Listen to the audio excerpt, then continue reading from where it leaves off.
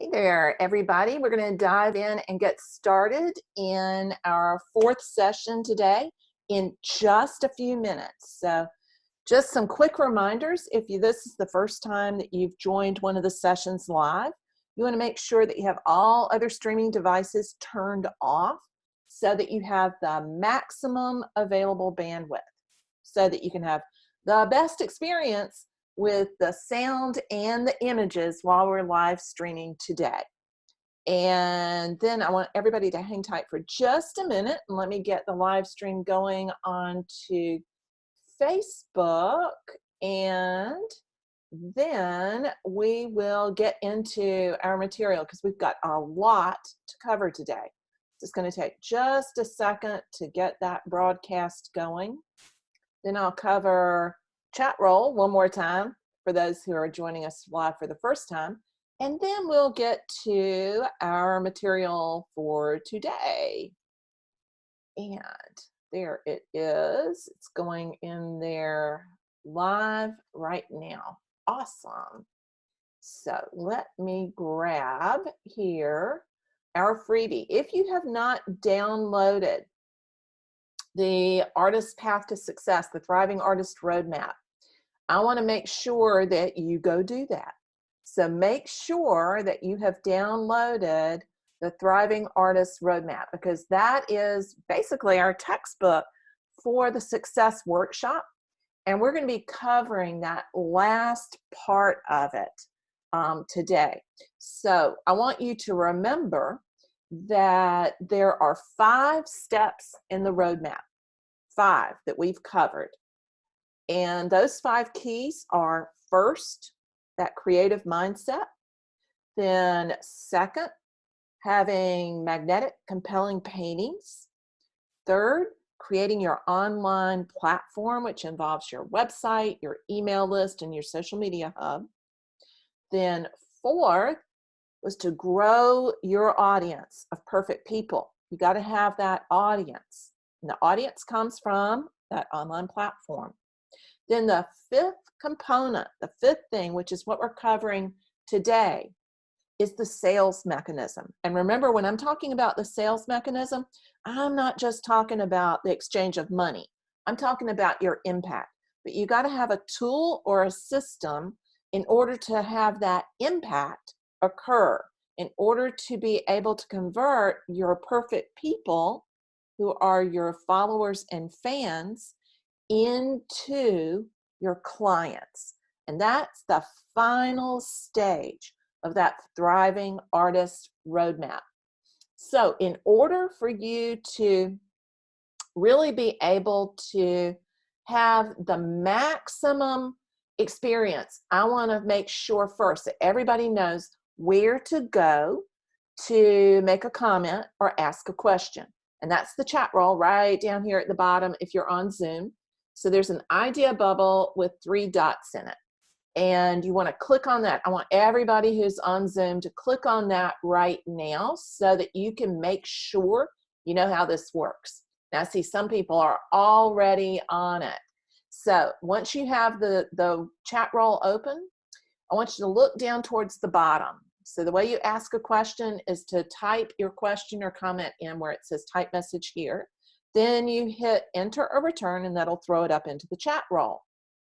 But there's one other step you need to take. Zoom now defaults to it only going to me, so that I'm the only one who gets to see the questions and the comments. And that's not the best experience for everybody who's in the workshop.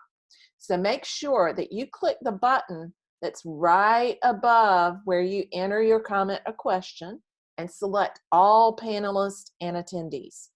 So make sure right now, before we do anything else, that you've got all panelists and attendees selected in that button right above the message box. So can everybody do that for me right now? I can tell if you haven't, because it'll say all panelists right next to your name, which means I'm the only one that can see your stellar comment or question. So make sure you make that switch right now to all panelists and attendees. Otherwise, you're hidden from everybody else. So many thanks to everybody who's gone on and made that change and that switch. Kudos, y'all. That's exactly what you need to do. So now you can see what other ideas are coming to people's minds as we're on live together today. Super, super helpful for everybody. So one of the things that we're going to kick off, well, not one, the thing we're going to kick off talking about, like I said, is looking at how you can effectively implement that last step of the Thriving Artist Roadmap, which is to develop a sales mechanism that works for you. Because remember, it's all tied back to your why, to that center part, to that creative mindset, your mindset. Each one of us is going to have a little bit different why. We talked about that over the weekend as we were identifying people's niches, where their perfect people are. But a good component of that, if you remember, was the transformation. That's the impact you want to have on people. And all of us who make art want to have an impact. You may not have dug deeply enough yet to have uncovered it, but I guarantee you, everybody who makes art wants to have an impact with it. Also, remember, we talked way back a week ago about the responsibility that you have as an artist to share your work with the world, that there is an audience out there who needs to see it in order for their lives to be improved. That's what's at the heart of that mindset. That's the big why. And you have to develop that. And your sales mechanism needs to be in alignment with that so that you can make sure those perfect people see your work. That's how you become a thriving artist. We're going to talk a lot in this session about the difference between the starving artist mindset or mentality and the thriving artist.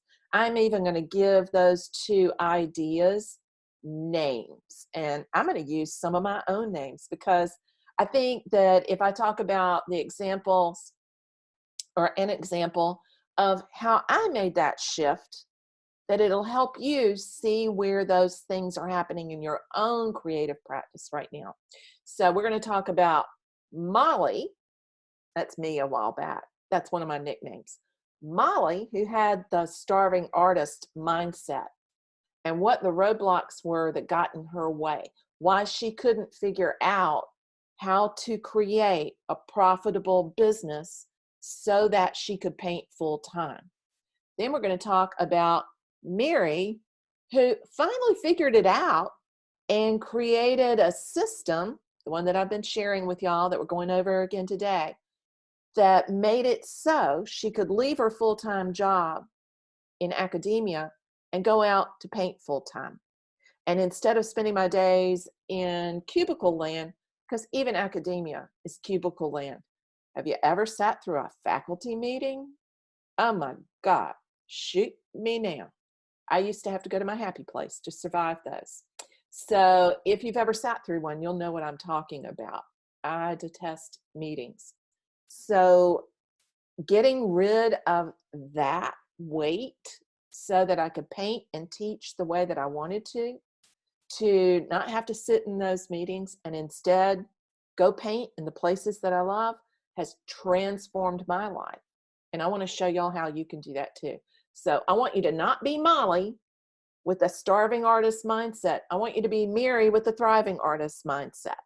So we're going to talk about that and what those characteristics are over the course of today. So remember that the thriving artist mindset is based on your why and developing your vision of success and keeping everything in alignment with that. That step number 2 was creating that compelling artwork. You have to establish a regular studio practice. You have to paint what you're passionate about, not for the market, but what you're passionate about. You need to create a consistent body of work. Even if you've got lots of different interests, remember we talked about those plates spinning in the air. Get one going really well until it can spin by itself before you move to the next niche or the next body of work. Step number 3 was to build your own platform, your own online platform that includes an email marketing provider, an email marketing system, your mailing list. It includes your website, and it includes your social media hub, your 1 to 2 social media platforms that are going to be how you bring your perfect people from out in the Ethernet to your website to become your subscribers. Then the 4th step we talked about on Friday was growing your audience. And we talked about how key it is to know your niche and to find your ideal people.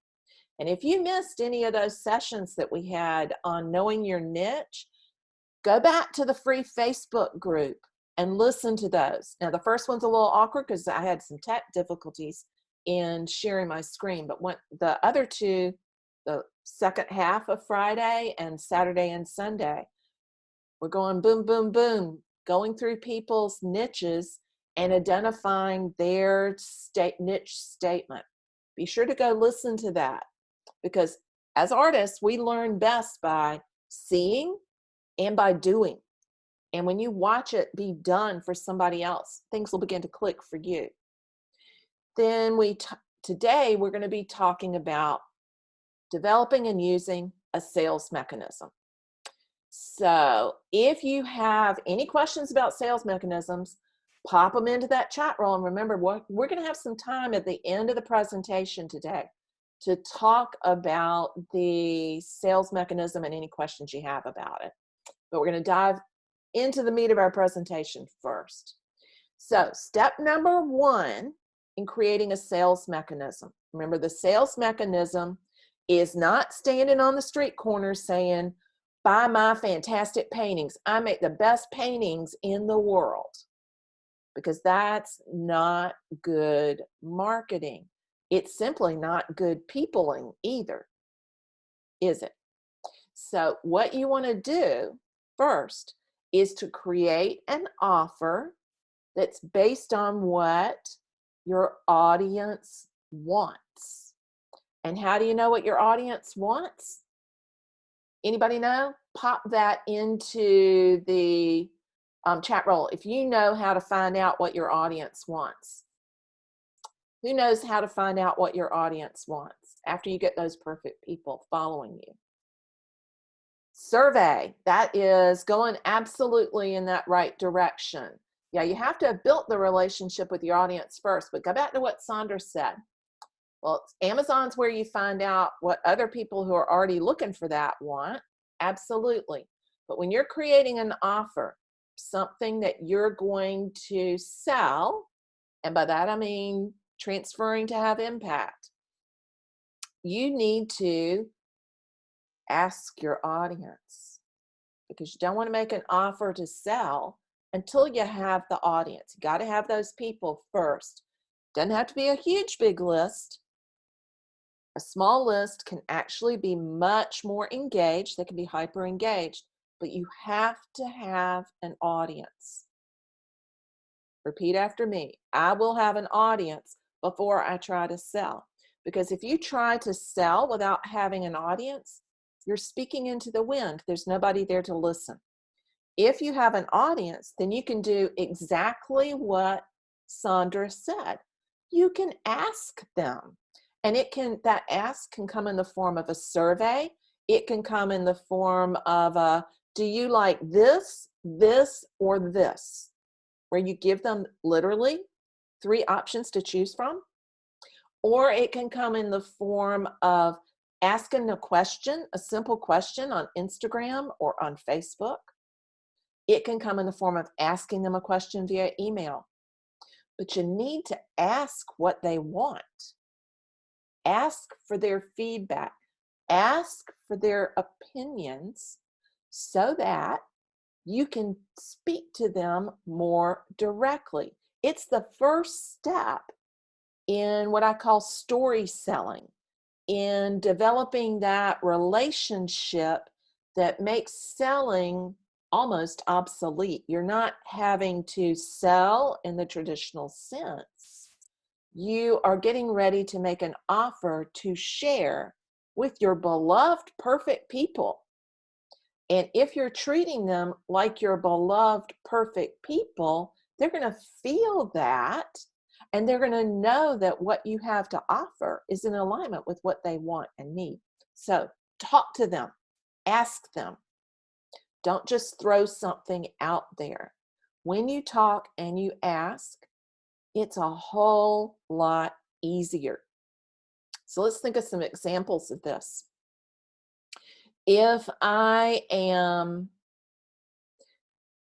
getting ready to create a collection of artwork and I want to get an offer that aligns with my audience, one question I could ask them: should I make a collection of paintings based on location A, location B, or location C? I might already know which one I'm going to do. It might be C, and I'm going to pick C no matter what. But just the mere act of asking is going to begin to plant the seed that you have something coming, and that they can be part of the process of creating it. It pulls them into that creation mode. Even better, though, if you're actually giving them some options to let them help you make some decisions. And it doesn't have to be where you're going to paint. It could be what size works best for them within their home. If you were going to buy a painting for your living room, what size would be the perfect fit? See, that's how to find out what size your current audience, not the audience you might have in 10 years, but your current audience can work with, so that you're not making paintings that are out of their price range or their size range. So create an offer based on what your audience wants. Invite and ask for the sale through the power of story. It's that story selling component. You want to tell them about the painting, why it's important, how it connects to your big why. So you invite and ask for the sale using the power of story. Now, that doesn't mean you need to go write the next great Southern novel. Kudos if you're going to go do that. So I'm not talking about writing a novel. I'm not talking about writing a short story. I'm talking about sharing the kind of conversations you would have with a friend if you stop to have a cup of coffee or drink a glass of wine and talk about your work. So it needs to be conversational and one-on-one kind of storytelling. So I'm going to answer one question right here because it's pertinent. I don't want to wait till the end. Elaine's asking, do you mean asking them which paintings they like or what they would expect from a monetary offer? It could be either one of those, Elaine, but think about the examples that I gave. I think one of the best ones for people who are just starting out is to think about asking about what will work for them. Ask them, in an ideal world, if I had a magic wand and could give you a painting in whatever size that would fit, whatever price range, what would be the perfect size for your living room today? Or if you want to find out what price range they could afford, what would be the perfect price for a painting for your personal home collection today? Now, somebody's going to say free, and you just ignore them because they're probably not your perfect person if they're saying that kind of stuff. Yeah, and I'm going to come back to most of these that are not right on this one yet, but I wanted to make sure y'all understand the questions don't have to be super complicated.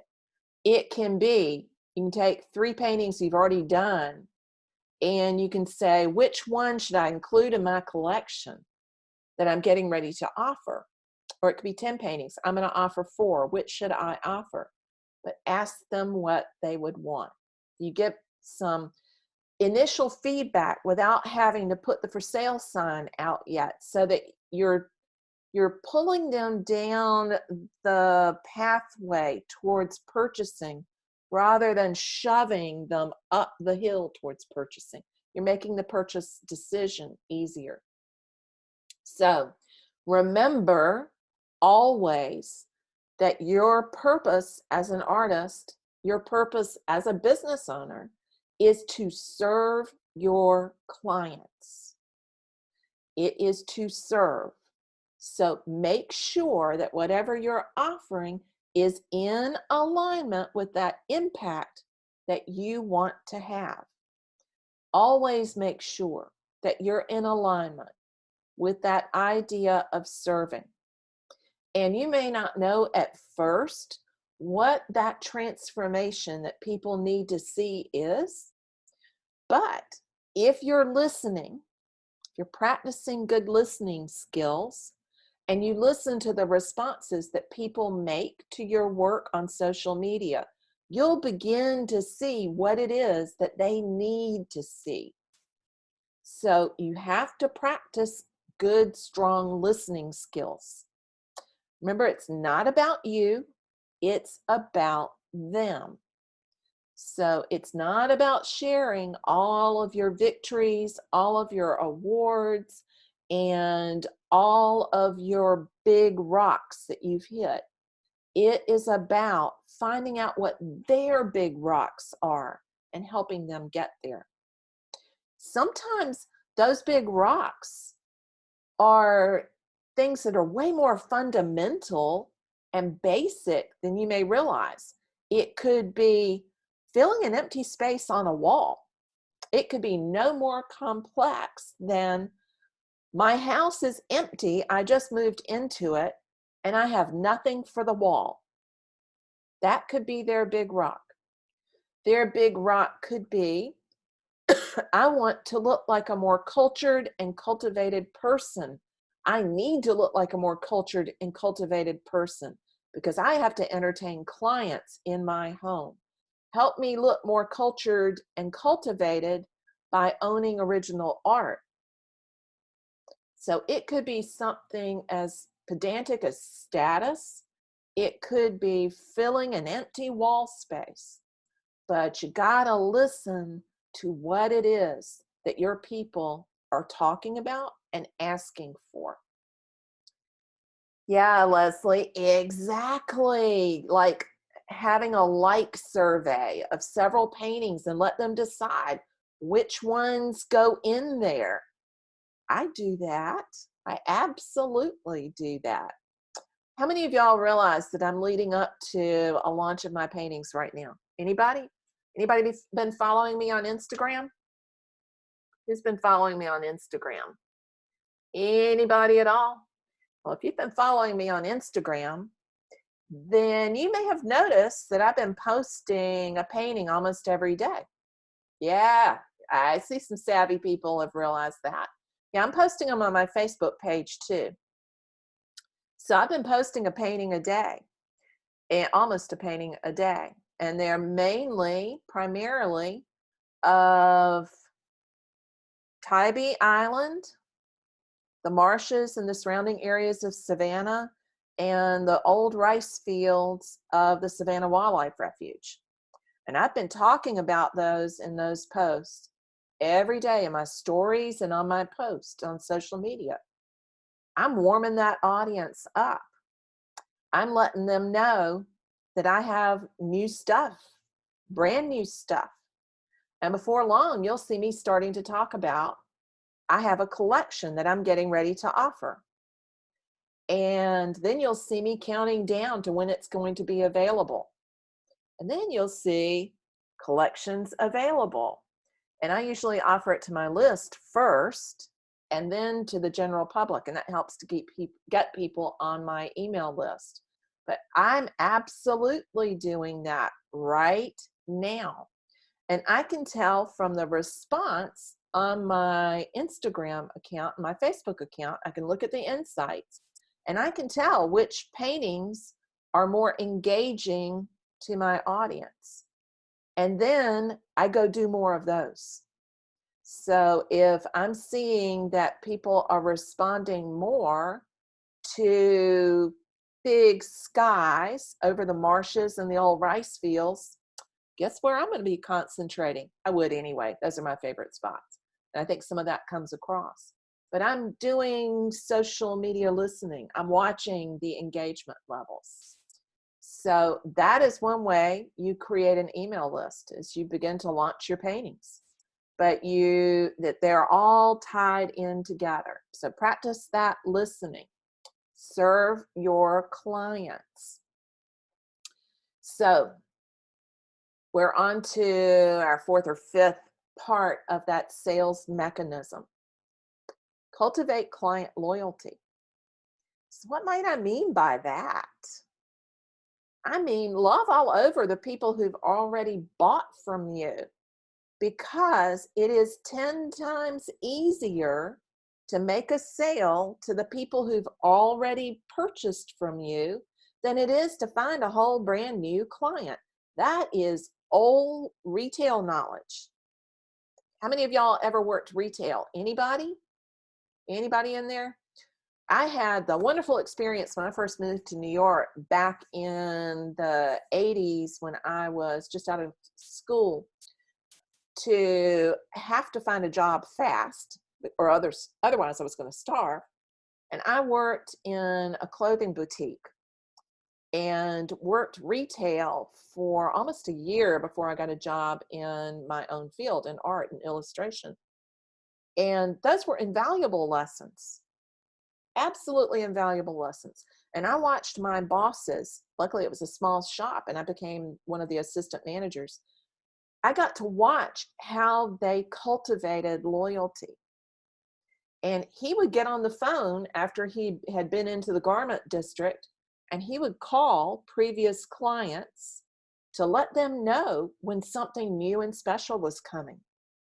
He would sometimes give them a slight discount that was not an advertised discount if they bought enough clothing. So there are all kinds of ways to love on your clients. It's old school marketing that still works. The best marketing is taking care of the clients you already have. Make their journey phenomenal. So in selling paintings, it could be adding some little special Cersei into the box as somebody's purchased a painting that they don't expect to see. It could be using a special kind of ribbon or twine to tie up the package so that it looks like a gift, so that they feel like you put some thought and effort into it. Now, that doesn't mean I'm telling everybody you have to do special fancy packaging. You don't. There's so many different ways that you can love on your clients and customers. The main point is to treat each person who is already a client or who is a potential client as an individual that you have a relationship with, as a friend. Start treating people as clients before they give you any money. That's a radical thought, isn't it? Start treating people as if they are your client long before they give you any sort of money. That goes back to that service component. Again, you are here to serve. And say you're not planning on selling your paintings. Say you're planning on building your audience so that you can get residencies and grants. You're going to write grants. I have one student, Kristen. I don't know if Kristen's on right now or not, but Kristen's audience has been primarily geared towards getting Kickstarters funded, getting grant applications through. So she has been building her audience around those goals, and then listening, and then making sure she's building relationships with those people. That's why she's been so successful at it. That's why she's gotten her Kickstarter funded. It's why she's already received one foundation grant and has applied for another one. It's how you succeed through using your online engaged audience. That engaged audience will get you all kinds of places when you treat your followers like they are already your clients. That is how you grow your impact. Your impact is way beyond any sales that you might have. Now, there's some real nuts and bolts parts of creating a sales mechanism. There are some things I know that y'all have. Yes, absolutely, Claire. Thank you. Notes are phenomenal. So there's some questions I know y'all have because you've talked about them and asked them over the course of the workshop. And I want to touch on a couple of those right now and give you a really concrete example of how to solve one of those. So the first question that I know is on everybody's minds is pricing your work. Pricing is an art form. It absolutely is an art form. But again, it's one that's relatively easily solved if you have a formula. So I teach a formula to do that because it makes it so much easier and it takes it out of your head where you're worrying about, my painting's not good enough. I'm not far enough along in my career. I can't possibly charge that. Number one, you have to cover the cost of your materials and your time. So you take the cost of your materials and you double it. And then you pay yourself at least $10 an hour. It means you got to keep up with roughly how much you're spending in time and money on at least one artwork so you have something to go by. So you double the cost of materials and you pay yourself at least $10 an hour. That becomes the base price for your artwork that is that size. Then you base the price of all the rest of your art off of that one using a per square inch or per centimeter inch ratio. So a lot of people talk about the dollar per square inch rule. Don't just charge $1 a square inch.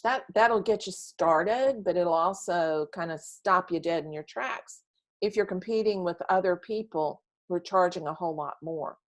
Being the cheapest is the fastest way to become Kmart, and that's not what you want to do.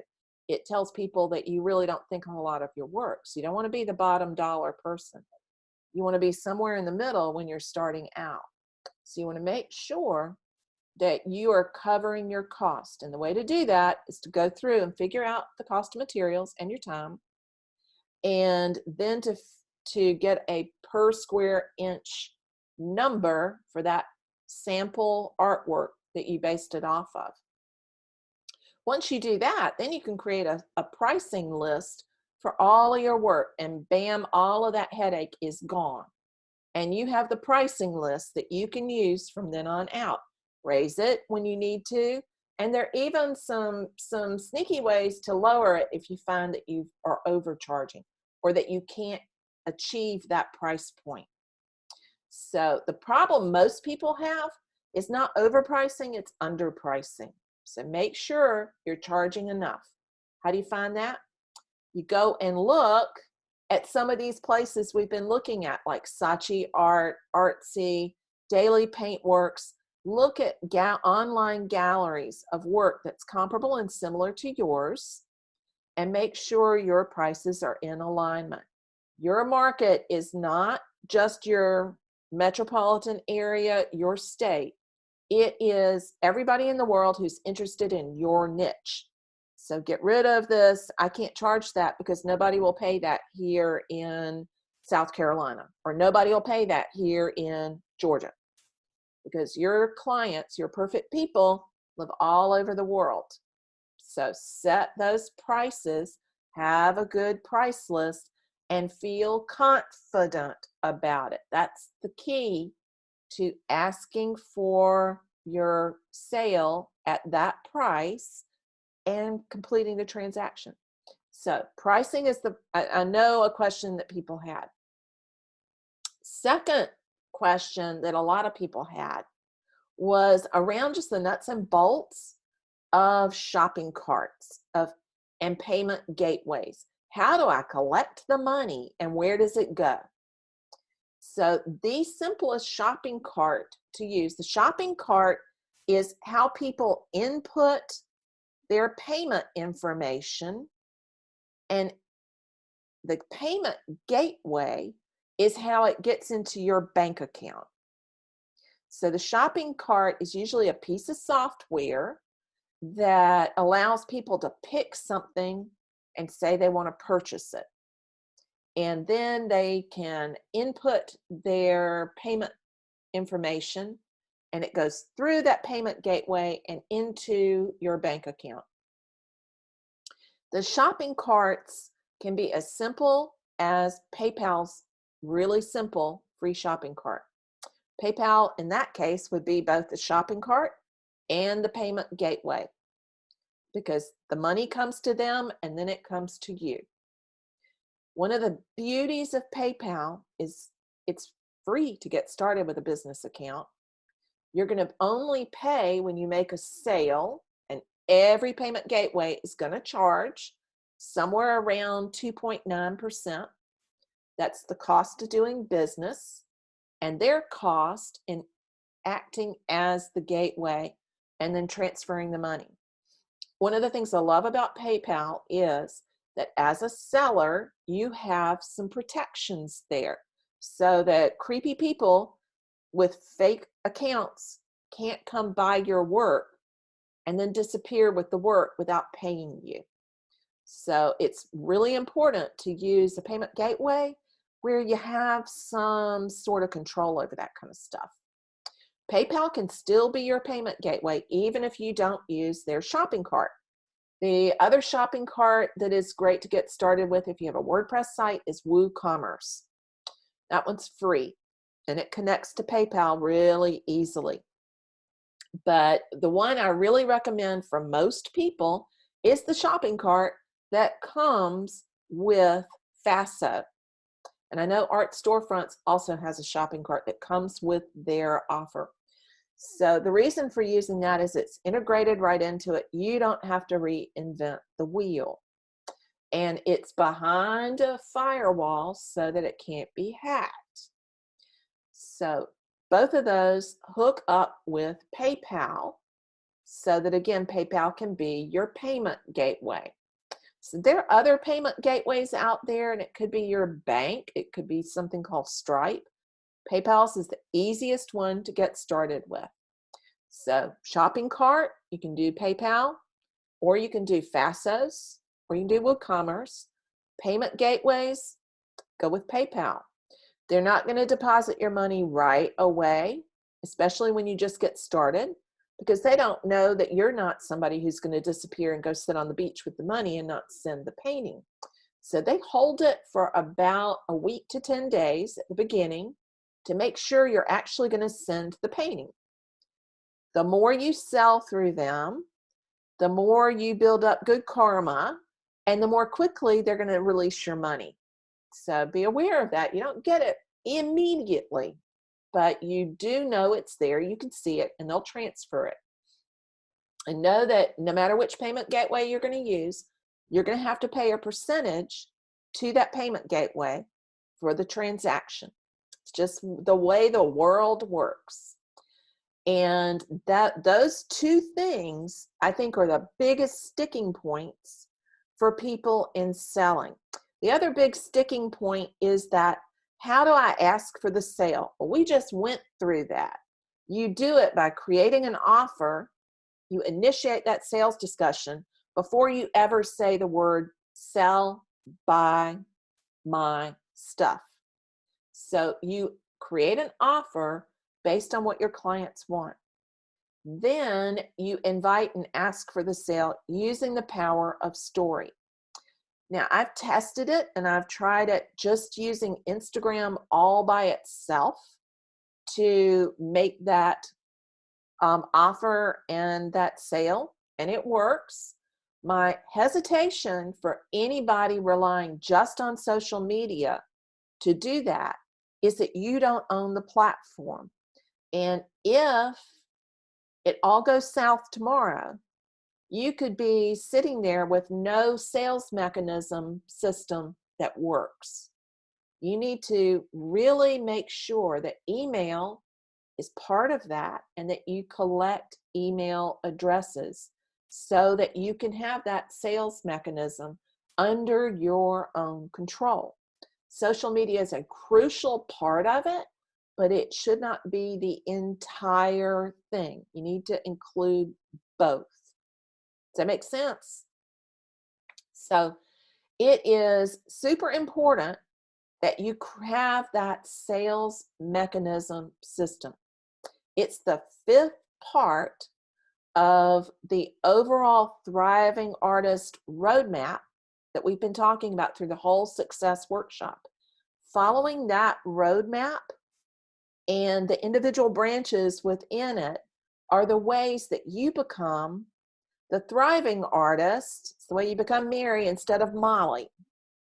So let's think about the difference between the starving artist mindset and the thriving artist mindset. Starving artist doesn't think that there's an audience out there for their work because their work is not ready yet. It's not perfect. And we're going to just wait to sell our work until it gets to that level of perfection, which means that it'll guarantee the sale. The starving artist mindset is also characterized by the idea that nobody's going to want your work, that there's not an audience out there, that artists have to suffer in order to become successful, that people are only going to buy your paintings after you're dead, that there's something dirty about selling your paintings, that there is not a way to sell your paintings to reach your audience without a gallery, that you can't do it on your own, that the keys to thriving aren't in your hands, they're in somebody else's. That is not a recipe to succeed. And go back 15 years to when I first started developing the Thriving Artist Roadmap. I didn't even know it was the Thriving Artist Roadmap at that point. I just wanted to paint full time. I thought I had to be in a gallery in order to make a living as an artist. I thought that I had to make perfect paintings in order to do it. And I got frustrated because I didn't have to have the time to make the paintings in the way that I thought would make them perfect. I had no email list. I had very few people on there, and they were all family and friends. I didn't even really know what an email list was. Remember, I didn't start my email list until 2009. I wasn't sure how to take people from my email list once I had it to becoming a client or a customer. I had no clue how to get people to my website. And I sure did not have a system for creating content on a regular basis on my website or posting on social media so that those people would even know who I was.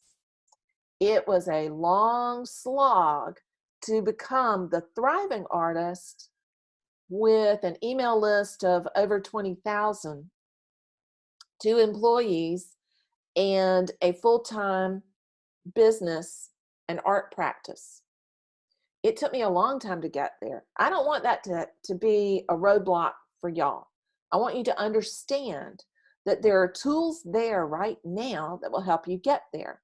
So the first thing I had to shift was my mindset. And it wasn't until I got totally backed up against a brick wall, tends to be the way we make a change or a shift, that I made that aha moment that meant that I could begin to create the regular content, create paintings more regularly so that I showed up consistently, so that people joined my email list after following me on social media, and I began to have sales without feeling really awkward every time I posted a painting for sale online. The very first times I did it, oh, I definitely felt awkward. And I wrote some really bad emails and some really bad blog posts.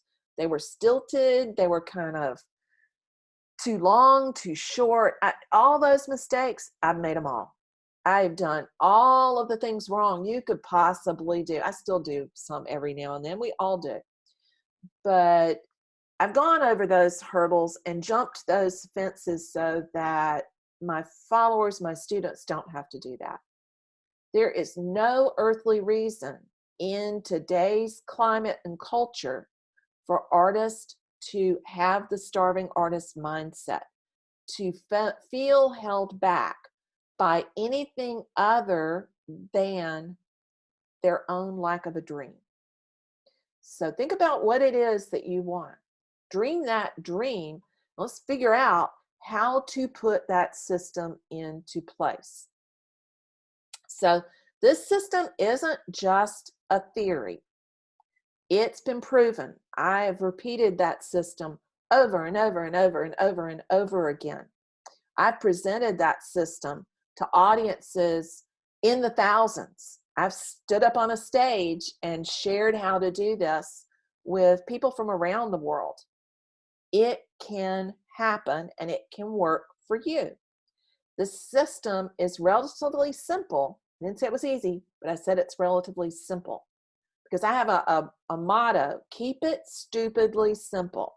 If you make it too complex, you're liable not to execute on it. So keep it stupidly simple. And remember, if you take away one thing today and nothing else, I want you to know that it's possible for you too, that you can grow you can use an online platform to grow your own audience of engaged, perfect people who will become your clients and your beloved customers. And you don't have to have a gallery. You don't have to go and do live events. You don't have to follow the old traditional system and paths. You can create your own path. You can create your own way forward. I've created a proven system that makes it simple to use an online platform to grow that audience, to take your painting practice into becoming a business. And I've shared it with you today. We've talked about it over the whole last week. So here's the big question for y'all.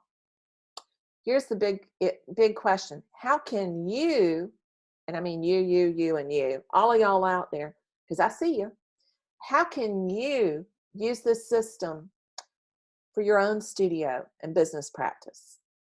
How can you take full advantage of an online platform? Choice number one is that old starving artist mindset. You can be Molly. You can still be out there in the wilderness trying to figure it out, kind of creating a Frankenstein system of bits and pieces that you pull off of YouTube and Google. You can waste time, you can waste effort trying to do it on your own. You can get frustrated without having the resources that you need, and you can end up right back at square one. Or you can get access to a system that you know works, that you've seen in action, because actually y'all have been part of that exact same system through the whole workshop. You can get access to a system that works and start showing up online with confidence, and you can get results really fast with the Painter's Path. So the Painter's Path is my online course and community. And we're going to be opening it up really shortly, like within the next few minutes. So the Painter's Path is opening up shortly, and I'm really excited to be getting ready to do that and to share that with y'all. We're going to open the doors in just a few minutes, but I want to talk a little bit more about what the Painter's Path is. It's a place and a space online. It's a place to be. It's the place to be if you need the education, the resources, and the support that it takes to become a thriving artist. To be that thriving artist instead of the starving artist. Because you need more today than a gallery to thrive. You need more than an outdated course that tells you need to go write one more artist statement, that's going to bring home the bacon. You need more, and you deserve more than a marketing course that just teaches you the texts and tips that you could find yourself over on Google or YouTube, because who's got the time for that?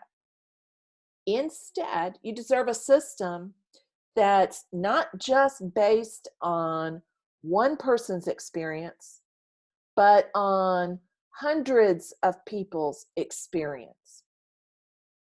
You need to form the creative mindset that powers your practice. You need to have that foundational why. You need to create the platform that attracts your perfect people. And you need the system, the resources, and the support to transform your platform into an art-making, business-growing, impact-driving, profit-making machine. That is what we focus on in the Painter's Path. So what the Painter's Path is not is that traditional marketing course, even if it was an online marketing course. Because in the Painter's Path, we cover all 5 of those steps. Most only cover the marketing component itself. But without that mindset and without that absolutely compelling artwork, you're not going to succeed. Without having a sales system that's based on more than showing up and hope marketing, posting your painting on your website and hoping some traffic dribbles by to find it, you're not going to succeed. Who the Painter's Path is for, what the Painter's Path is for artists who want to thrive. It's for people who want a comprehensive development system for the thriving artist.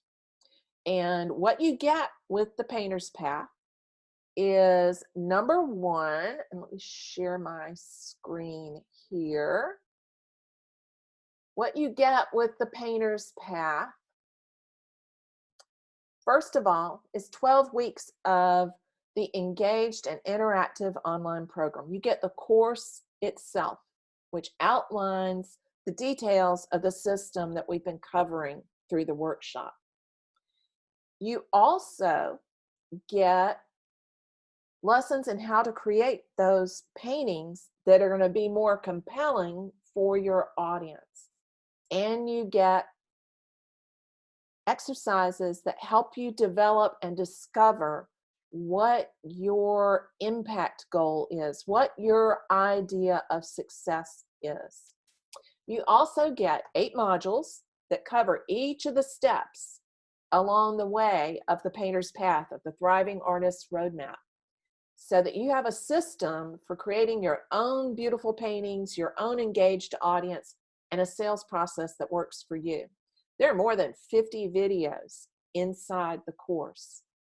But I think most importantly is, at the foundation, you get the keys to shifting your mindset towards your own success path. So let's take a look inside at the modules. Number 1, the first module is creating your mindset for success, figuring out that impact that you want to make in the world. Module 2 is about choosing your success path And then 3 develops the habits and processes that'll help get you there. Module 4 is all about creating that body of compelling artworks. And in order to make that easier, no matter what stage you're at, everybody in the Painter's Path has access to my signature painting course, Composition, Color, and Light. Module 5 is on creating a movement and growing a community, that audience of perfect people. Then module 6 is about designing an offer that converts. That means creating that offer that is what your perfect people want. Then module 7 is that sales mechanism. It's choosing the right launch, using Jeff Walker's terminology, but choosing the right launch that is going to be the method to get your offer in front of your perfect people. And it starts way before they hit the sales page. Then module 8 is about ramping it up. Where do you go once you successfully sold a painting? Well, you need to sell more. But what got you there won't get you to the next stage. So we talk about how to ramp it up and how to amplify your impact. Then there are all the bonus modules that are the things that will help you get there. So the bonus modules, scroll down here, bonuses include the other additional elements, the 6 live interactive coaching Q&A calls. Not faceless like these are. Webinars means y'all get to see me. I can't see y'all's faces. Because when you've got hundreds of people on a call, it's a little chaotic if you see everybody's face and everybody talks at once. Our coaching calls in the Painter's Path are using Zoom's meeting software so that everybody gets to see everybody else. Everybody can talk, not all at once, so that we can share ideas and information so that people can ask questions and begin to build that powerful community that helps to lift everybody forward faster. We also have a private Facebook community, private Facebook group, where you can post questions, where you can ask for community feedback, and you can further develop that relationship with your classmates in the cohort and with the alums. The first bonus that I already mentioned is access to Composition, Color, and Light.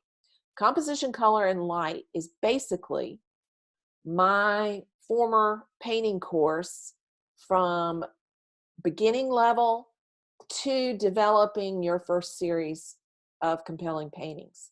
So it talks about how to make those magnetic paintings that pull people in, that draw them in without your having to make such a huge effort so that you can stand out in the crowd.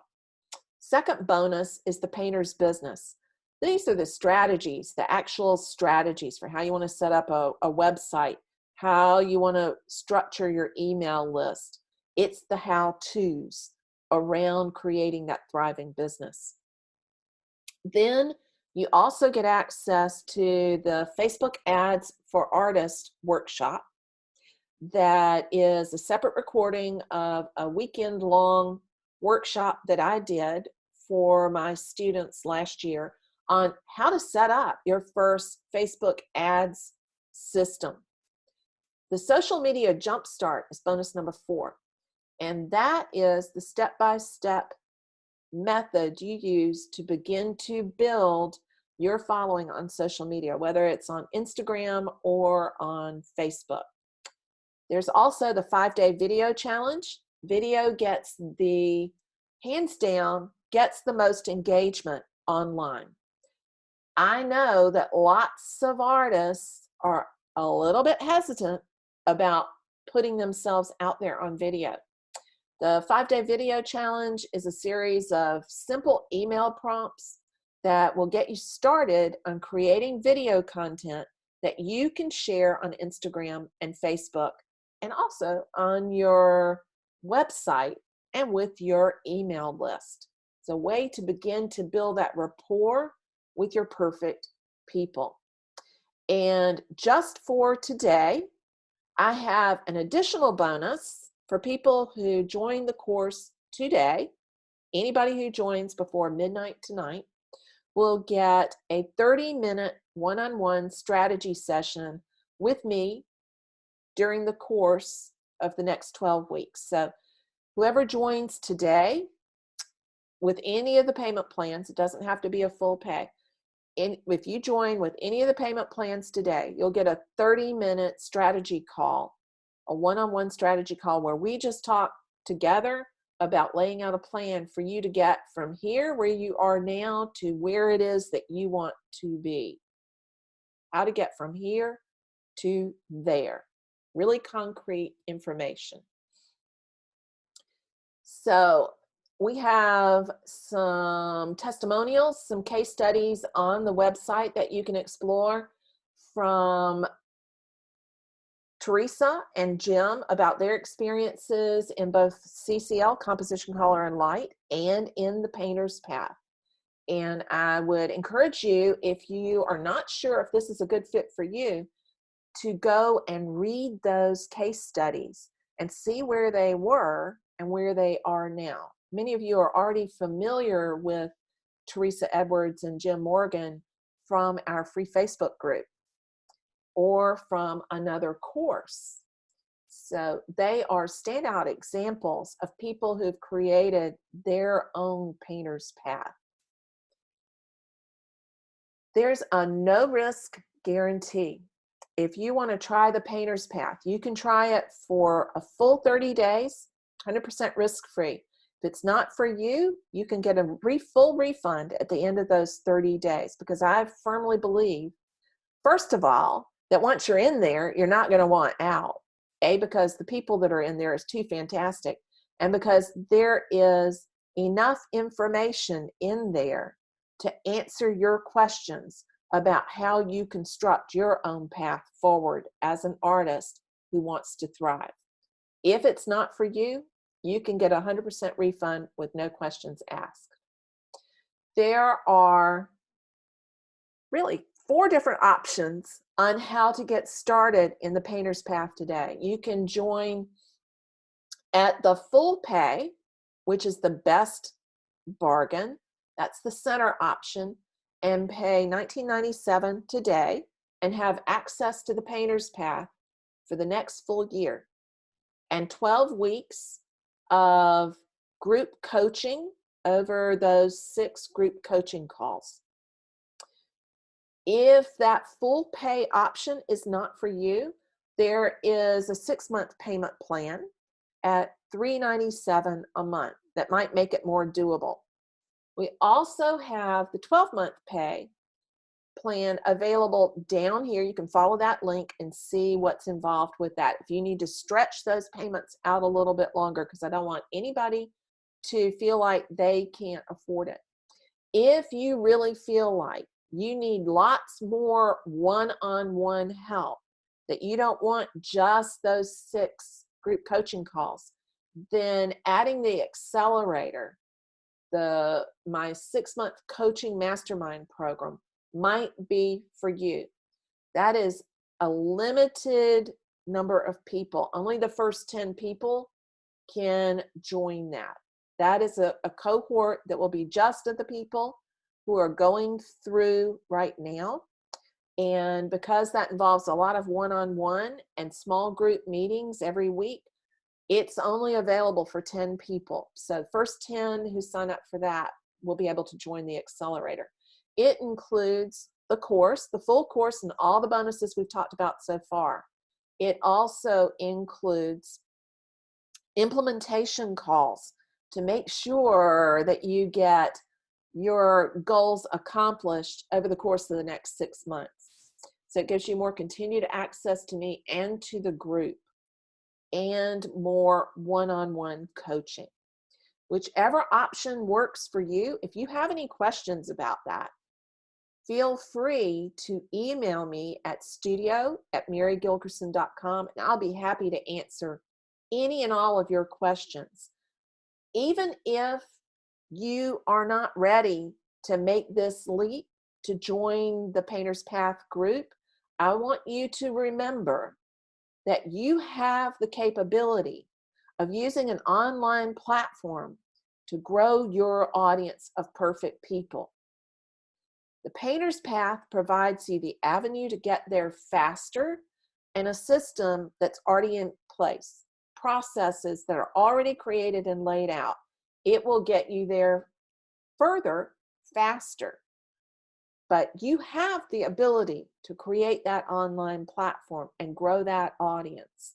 And you don't need anybody else's permission to get started on that, and to get started on that right now. The link to the page for more information on the Painter's Path is, oh shoot, and I just realized I did not share my screen. I ran my mouth and talked without sharing the screen. I am phenomenal at doing that. Let me share the screen here again. So there we go. Here is, sorry Rachel that you couldn't see that. Here is the link. It's to the Painter's Path. So here are the modules, the 8 modules plus the bonuses. And you can read the, see the bonuses outlined there. You can read the testimonials from the case studies from Teresa and Jim. And you can look at the different payment options and see which one might work for you. And again, if you have any questions at all, you can absolutely email me and we'll talk. If you need to talk with me on the phone, I'm happy to do that. So the course itself, which includes all of those bonuses, including composition, color, and light, and the painter's business, is $19.97 in a single payment, or you can pay over 6 months or 12 months. If you want to add the small group coaching, the one-to-one coaching package, that is an option as well. So here's the price screen right here. Awesome, Cheryl. I'm glad that that makes a whole lot more sense. I want you to remember, again, that you have the power to create that platform, that you have the choice between being stuck in that starving artist mindset and becoming a thriving artist. And there are no gatekeepers for that. The only gatekeeper is you yourself. It's not anybody else. You get to decide, and you get to create your path to becoming a thriving, successful artist. So let me scroll back up here and check on any other questions that people have about what we've gone over today, because I have covered a ton of stuff. I love seeing how many different places people are joining us from. Ireland, Juneau, Alaska, Tennessee, Amelia Island, Florida, PEI. Susie is on Prince Edward Island. I've been there, Susie. My sister lived there at one point. That is one beautiful place, although y'all have been slammed in the last week with snow. So first call up, let me see, questions. Elaine says, how long should your niche statement be? I have a lot to say.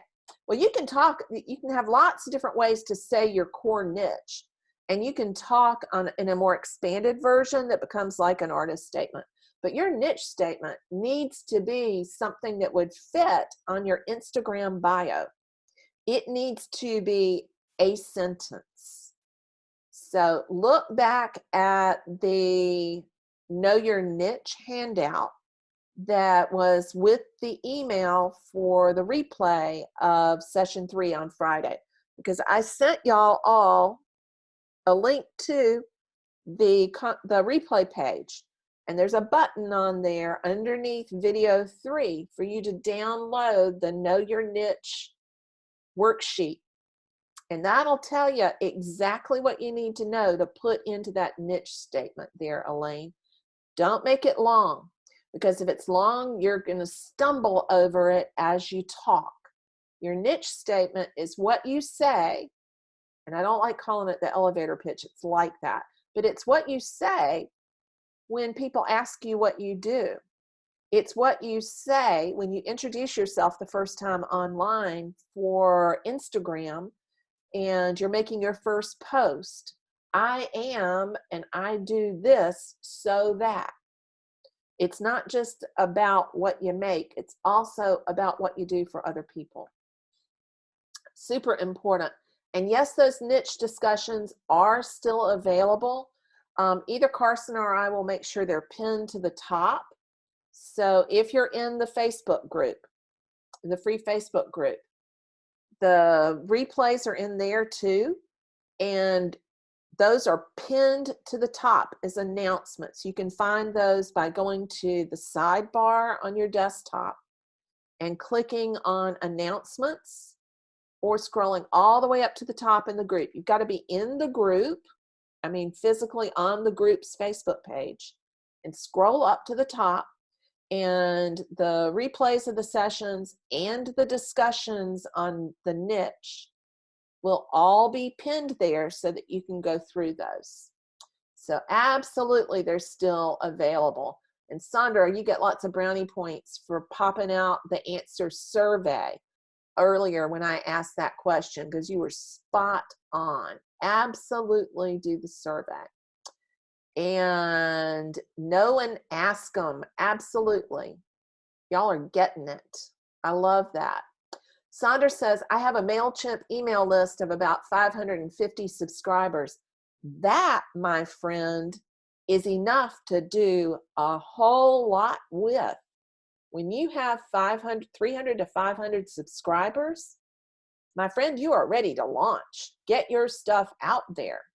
If you haven't been communicating with them real regularly, warm them up, Sandra, but you've got a nice email list there.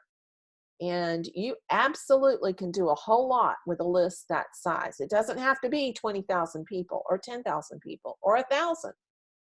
A small list can be hyper engaged because they feel so much more close to you. So that is awesome sauce, Sandra. Elaine says, do you mean asking them which paintings they like, or what? I think we covered that question already. Let me see. Carson says, Denise from Facebook asked, how do I know if I have an audience? You have an audience when people start talking with you and asking you questions and telling you they love the painting that you just posted. You have an audience when you have subscribers. So there are a lot of different audiences you can have. You can have people who follow you on social media. Then you can have people who become fans. They are liking your Facebook page. They've committed to following you on Instagram. They clicked a button. Then you have customers, or then you have subscribers who have subscribed to your email list, and then you have customers. So you want to bring people along that journey. And if you've got people who are coming to your personal profile on either Instagram or Facebook because they love the paintings that you post there, you've got the beginnings of an audience. You just need to move them from your personal profiles over to your website and your email list so that you can find out what they want and offer it to them. So that's how you know whether you have an audience or not. Sherry says, if my work is about letting the audience finish the story in the abstract representational teeter, then how do I talk about the paintings to my clients without giving it my own personal experience or meaning? I think you have to talk about your own personal experience or meaning. You can say what it means to you, and then you ask them the question about what they see there. How does this make you feel? How do you respond to this painting? But you flat out ask them. The answer to most questions that people have about their audience is to ask them. Ask them what they think. Ask them what they feel when they look at something. And I suspect that the more you do that, the more you're going to be able to narrow your niche down. So the niche statements that we came up with over the weekend, those are initial niche statements. And the more you talk about it and the more you share your work, the more you're going to be able to refine that and narrow it down more and more and more and more and more. and it's going to become so much more comfortable to use. But that's where you get started there. Susan says, are the weekly email communications to our lists the appropriate way to get various questions asked? One question a week spread out over the weeks? That's absolutely one way. And you also want to ask questions on social media. But yes, share and always ask for something back. Ask for a response. That's a little micro commitment. Gail says, how do you get people to sign up for your email list in the first place? Gail, if you haven't listened to Friday's session, be sure to go back and listen to that one or re-listen to that one, because we talked about how you we move people down that path. And that's what I was just talking about with the earlier question from Denise. You start with people who have expressed an interest in your work. You get them to follow you on your professional business profiles on social media. And then you ask them to go over to your website and subscribe to your email list. And then you share with them potential offers, find out what they want, and then you could sell the story of the work to them. So you ask, but you don't ask until you've given to them a good bit. Claire says, what if they just enjoy your art but are not looking to buy? Do you just assume they want to buy? You don't know, and this goes back to Retail 101. One of the lessons I learned in the store was that you never know who is going to become a buying customer. Assume that everybody who's looking is a potential customer and treat them like that. That doesn't mean you ask everybody who comes to your website to buy your work, but it means you treat them like they could become a potential customer down the road. Don't make any assumptions about their ability to buy, about their liking your work, about their knowing or liking anything about art. So you cannot tell until they engage. So they may just enjoy your work and you're still having an impact. Think about what we talked about in the first session. There can be somebody who needs to see that painting who may never purchase that painting, but may be profoundly impacted by that painting. There may be somebody who sees your paintings over time and enjoys them and becomes drawn to your work and then buys one because it's impacted them so much. On average, it's going to take a while before people buy. People don't buy the very first time they see your paintings. It tends to, they used to say it took like people needed to see it 7 times before they felt comfortable to buy. I think it's something more like 21 now, which means you need to have a relationship before they buy. But that relationship can only start by you having conversations with the people who appreciate your art now. So you develop customers over time. Gwen says, asking them these questions is different from having them give you feedback on your art and defining your direction. Totally. You're not asking for a critique at all. You're helping them have the opportunity to co-create a journey. So it's very different than asking your customers for a critique. I wouldn't do that, but I would give them options to create their own journey. Do y'all remember the Create Your Own Adventure books that are out for kids, where you would cut the pages and there'd be like 3 rows and you flip them over to get a different story depending on which page you pick? Ideally, what you're doing is asking your customers questions that help them choose their own adventure through your studio and business practice. So it's not asking them for a critique, it's asking them to become part of the journey. Denise says, how do I know who my audience is? Oh, that's the same question we got from Facebook. Yes, she's over on Facebook. Is it those who follow me here on Facebook and Instagram? That's where you start. Absolutely, Denise. And then you want to move them from the social media platforms onto your website and email list. Yeah, Claire, which project should I take on next? And then offer 3 or 4 different ideas. Absolutely. That definitely works. Sue says, I'd like to know where in the site, on the site, and how to include the money back guarantee. I've looked for an example and don't see one anywhere. Okay, Sue, for the sales page for the Painter's Path, here it is. No risk guarantee. Try the Painter's Path for a full 30 days. That's called risk reversal, to offer a money back guarantee to people. Now, my policy, return policy on paintings is pretty similar.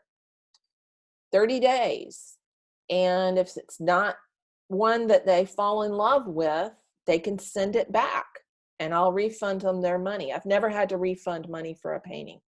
I've only had one person send a painting back because it wasn't exactly the color she thought that they were going to be for her room, and she picked a different painting instead. So when you take the risk away, people are way more likely to feel comfortable buying online. So have and develop a policy that is available so that people know that they have an out if it doesn't work for them. Awesome, Chris. Chris says, I really like this approach. Love the storytelling and assessing what people like or are attracted to. It works so much better. It just doesn't feel like you need to have a shower after you try to offer something to somebody. I think the first time that you offer a collection of paintings or offer a painting for sale online, it's scary and it feels a little like you're intruding on people if you're doing it the traditional way. Or if you are just, the first time they hear it's for sale is when they get the email with the buy now button on there or the sale price on there. But if you've developed that relationship first, then they have an idea of what's coming by the time that you launch those paintings, by the time you open the collection for purchase. It makes a huge, big difference. And you really don't have to sell in the traditional sense. You just have to offer to people that have been part of that process all along.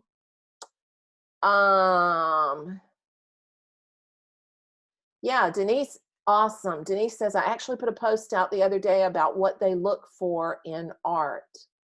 Awesome. You're on your way there. And Gwen, I want you on Instagram. I'm giving you a hard, hairy eyeball about that because we've talked about that before. Gwen is one of my students. Get on Instagram. It's important. One of the reasons is that Instagram is geared towards visual information. It's perfectly in alignment with those of us who are artists. It's just not as noisy on Instagram as it is on Facebook, and there's not as much there are not as many rabbit holes for people to go down. There's one feed, and people don't tend to get stuck in rabbit holes. Instead, they see the work that the people they follow are posting. Yeah, Susan says she's been looking at my website. Yes, awesome. So some of y'all know that I'm getting ready to launch a collection of paintings over there.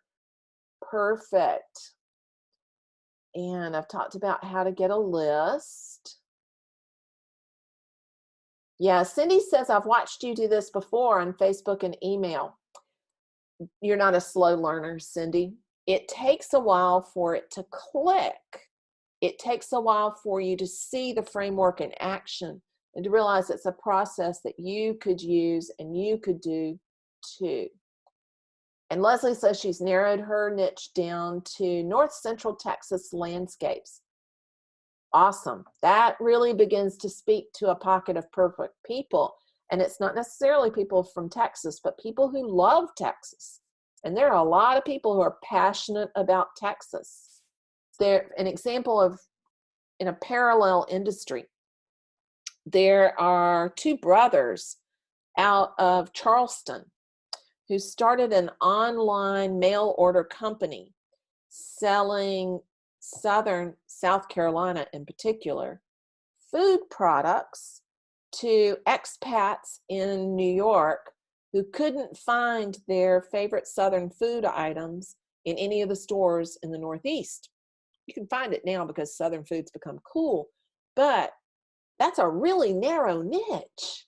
And you might not think there are enough people to support that, but they really were. And the Lee brothers went on to build a website where they sell Southern food products all across the world. They actually helped shepherd in the big thing around Southern cultural food icons like grits and shrimp. And they wrote a very, very popular cookbook, all because they focused in on that tight, narrow niche of people who love South Carolina low country food. People like me who, when I lived in New York, had grits shipped from home because all I could get in the North was Quaker, and that's not real grits. So there's a market for whatever your niche is. Get it super specific and you can find those folks. And Chris, even if you don't have retail experience, you can learn about it. If you ever worked in a restaurant, that's great experience to draw from. Anything that you've ever done with customer service carries over into having an art business. Clover says, I need some feedback on my stuff, please. Hoping to get in late on the niche defining exercise. Clover, where is it? Are you in the free Facebook group in there? So everybody go take a look at Clover's work. I don't think she's on right now, but go take a look at Clover's post in the free Facebook group and give her some feedback on what her niche might be. One of my favorite things that happened this weekend was y'all helping each other like that. There was so much energy around people posting, this is what I think my niche is, what do y'all think? And people jumping on and giving people feedback and ideas. That's the power of community. That's what I mean by we go further, faster together. So everybody go over and show Clover some love on her work and give her some ideas about what her niche might be. If you haven't, just search for her name in the search bar in the Facebook group and see what you can find. Cindy says, I owned an art gallery and gift store. Fantastic. Bring that experience into the online world and you'll go gangbusters. And Sarah says, definitely true in my interior design business. I know who that is. That is Sarah Sumner. Absolutely. Same builders and past clients are huge referral resources. Yep. Draw on whatever background you have and fold that into your art and business practice. So, yeah, build relationships. Sue asks, have I ever bartered? Oh, heck yes, absolutely. That is a really, really good way to, again, build relationships and be able to exchange your artwork for things that you need. So bartering definitely works. And sending thank you cards, you know, people discount the power of direct mail and the power of the written word. They discount the ability of their work, of their written note to have an impact because we're so used to all the online stuff. But one of the most powerful things you can do is to send your clients a thank you note or a card out of the blue for no reason other than they are your client or your potential client. So lots of power in sending something via the old postal service. Patricia says, do you post to Instagram only at specific most opportune times, or do you do the post yourself or use a service? So that's about 3 questions there, Patricia, all good ones. There are definitely times where it works better to post, and we cover those in the social media jumpstart and in the course. So there's some specific times that work the best. You can see what works the best for your own audience by looking at insights to see when they're online. I've played around with it, experimented with it, and found that even it's almost more important to post consistently than at a specific time of day. So there have been times in the past week where I've had to post my painting at close to midnight, really, really close to midnight. And I've still gotten almost the same engagement from it. Now, my audience is worldwide. So midnight for me is noon for a lot of my followers in Australia or New Zealand. So it depends on how worldwide your audience is and where they live, how much that's going to impact it. I think you have to experiment, start out with a standard time and then experiment with it to see what works best for your own audience. But it's way more important to post consistently than to worry about whether you've missed the opportune moment. Claire, I use $10 an hour as the minimum to pay yourself. That is definitely not the maximum. So it would be Kmart if you're paying yourself $10 an hour. I agree. But the problem I've found is that most people are not paying themselves anything an hour. They're not even covering their costs because they haven't added up the cost in their materials and framing. All they've done is put a low price sticker on it in order to sell it because they're afraid to charge what the work is actually worth. So I have a rule for my students, and I've had this rule since I taught at the college. I had the rule for them too. They had to charge at least $10 an hour. And my point there was that if you're not making any money an hour, you're just covering your costs, you're still in the red because you haven't paid for your time. You need to be making a whole lot more an hour. I would like to see people make lots more than that an hour. I won't get out of bed for $10 an hour. And no, y'all shouldn't stick to $10 an hour. That is just the bare minimum place to get started because most artists I see are charging $0 an hour. I see an awful lot of painters who charge $75 for a painting that's framed. And it makes me cray-cray. And the reason it makes me cray-cray is because an 11 by 14 or a 12 by 16 inch painting costs in materials alone and time more than $75. So if your frame cost $40 and your panel or your stretched canvas cost $25 and you used up $10 of paint, you're already in the red without even including your time. So that is just a place to get started. And as my students will tell you, I'll shriek if you're not paying yourself at least that. So go figure out how much you're paying yourself now for your paintings and make sure you get it to the point where you're being paid adequately for your time and effort. So many people feel bad paying themselves for making art because they feel like they don't deserve to be paid for making it, that there's somehow something bad about making money from making art, and there's not. So banish that right now, and everybody make sure you're getting paid for what you're doing. Michelle says, what about as you get to larger sizes, reduce the dollars per square inch? Yeah, bang on, spot on, Michelle. I don't keep it the same ratio all the way down.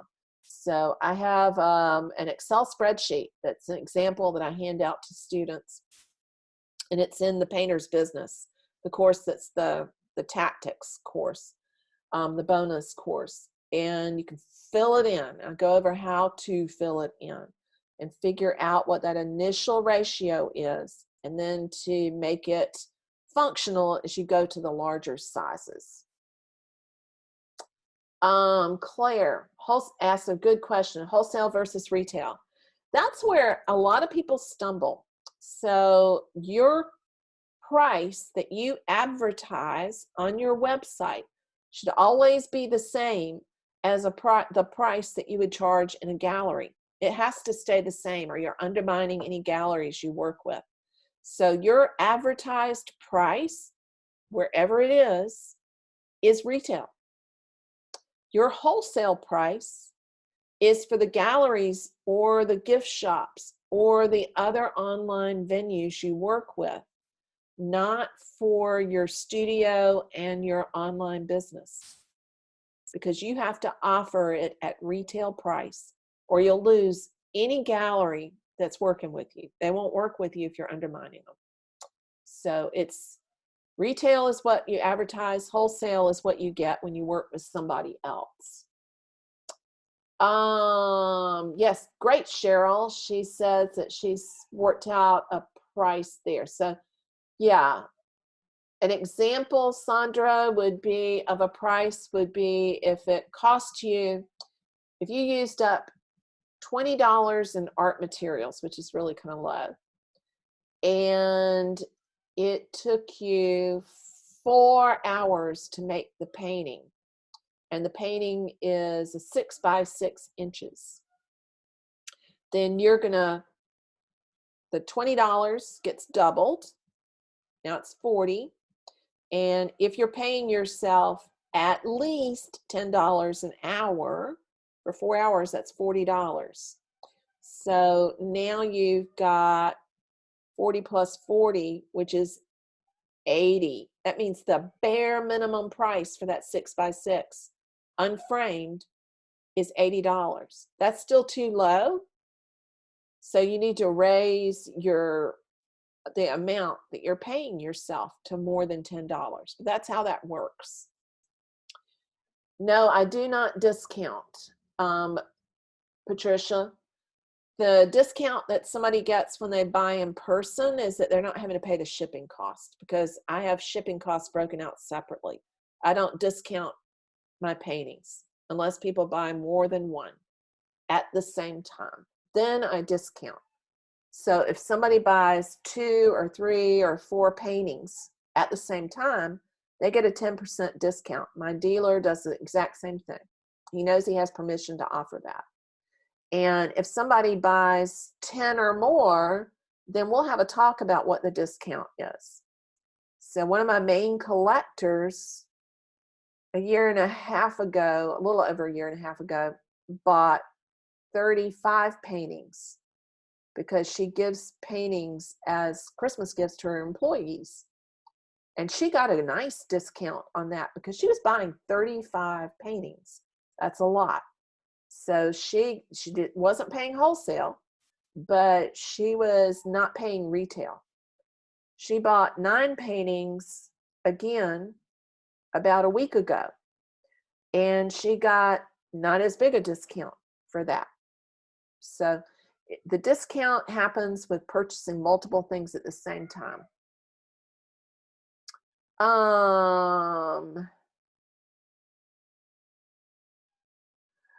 Karen, you can start with roughly $1 per square inch, but you figure that out. If my painting is 6 by 6 inches, and I've decided, remember I said 80 is still too little, but I've decided that my materials and my time are covered by $80. I'd feel more comfortable with 120. Let's say 120, because I'm paying myself $20 an hour. That means that 6 by 6 inch painting, which is 36 square inches, is worth $120. And so then I can figure out what my per square inch price is from that. So I just take the 36 square inches and divide it to get the dollar per square inch amount. Catherine says, when I decide to raise prices, should I tell any potential customers that have inquired but not followed through? Oh yeah, that is your opportunity to get in front of people who've said they're interested but haven't bought yet and say, my prices will be going up on January 30th. I wanted to give you a chance to purchase that painting that you've been looking at and talking about for the last month.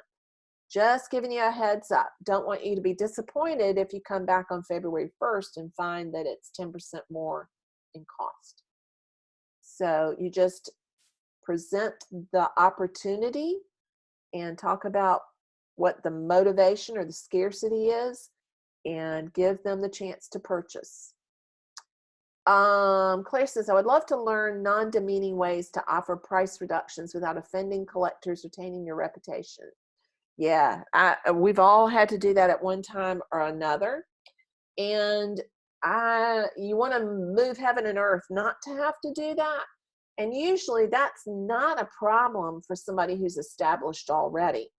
It's something that happens when you're starting out and you can't get anybody to buy. So if you're making your first initial offer and you don't get any buyers, there are two possible problems. Actually, three possible problems. It could be that your audience is not interested in the offer. You haven't listened closely enough to what it is that they want. So you've got an offer problem. It could be that you have an audience problem, that you don't have enough of them and you haven't got your perfect people yet, that you're still not talking to a narrow niche. That would be an audience problem. It could also be what they call a messaging problem. And the messaging problem means that you haven't talked to them about the offer in a way that resonates, in a way that lets them know what's available and why they should be interested in it. So it's either an offer problem or an audience problem or a messaging problem. And when the price is off, it's usually a disconnect between the offer and the audience. And if you want to realign those, if you make that offer and nobody buys, one of the first things to do is to ask why not.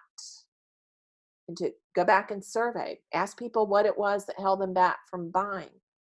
And if they don't have the money to buy any art at all, then you haven't got enough of your perfect people yet in order to get buyers into that mix.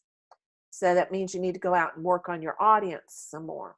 But it could be that you've inflated your price, that you've gotten ahead of yourself, over your skis, so to speak, and your price is not in alignment with what you're offering. When that's the case, then you strategically alter the offer, not the painting. You alter the offer so that you can have a different price point. So that means that you would not include framing so that you could lower the price. You would offer free shipping so that in essence you're lowering the price. But you do it without going, hey, my $100 painting is now $50, because that's definitely not going to work. Now, if you already have an audience and suddenly you realize that your pricing is not working, then you have to be careful and use things like the free shipping and or a free print in addition to a painting, but using some other structure that gives them more value for the same amount of money. But the key to that is more value for the same amount of money. So anything that you can package that gives more value for the same amount of money.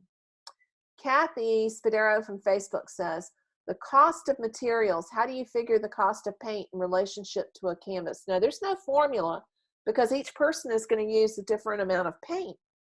So you want to make that standard painting that, in my case, the example I use is 6 by 6 inch painting, and you want to look at how much paint you used. Did you use the equivalent of a whole tube of paint? You know, you might have used 20 different colors, but does that paint add up to a whole tube of paint? Well, that's how much you used for paint. How much did your canvas cost? How much did your panel cost? How much do your brushes cost? You have to factor some of that stuff in as well. So that's where you literally get the cost of materials. If you're including framing, how much did the frame cost? It's literally that amount.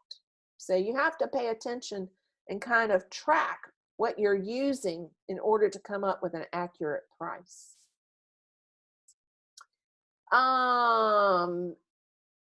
This doesn't have a name, it's just a number. Having a hard time finding prices online for commissioned people portraits.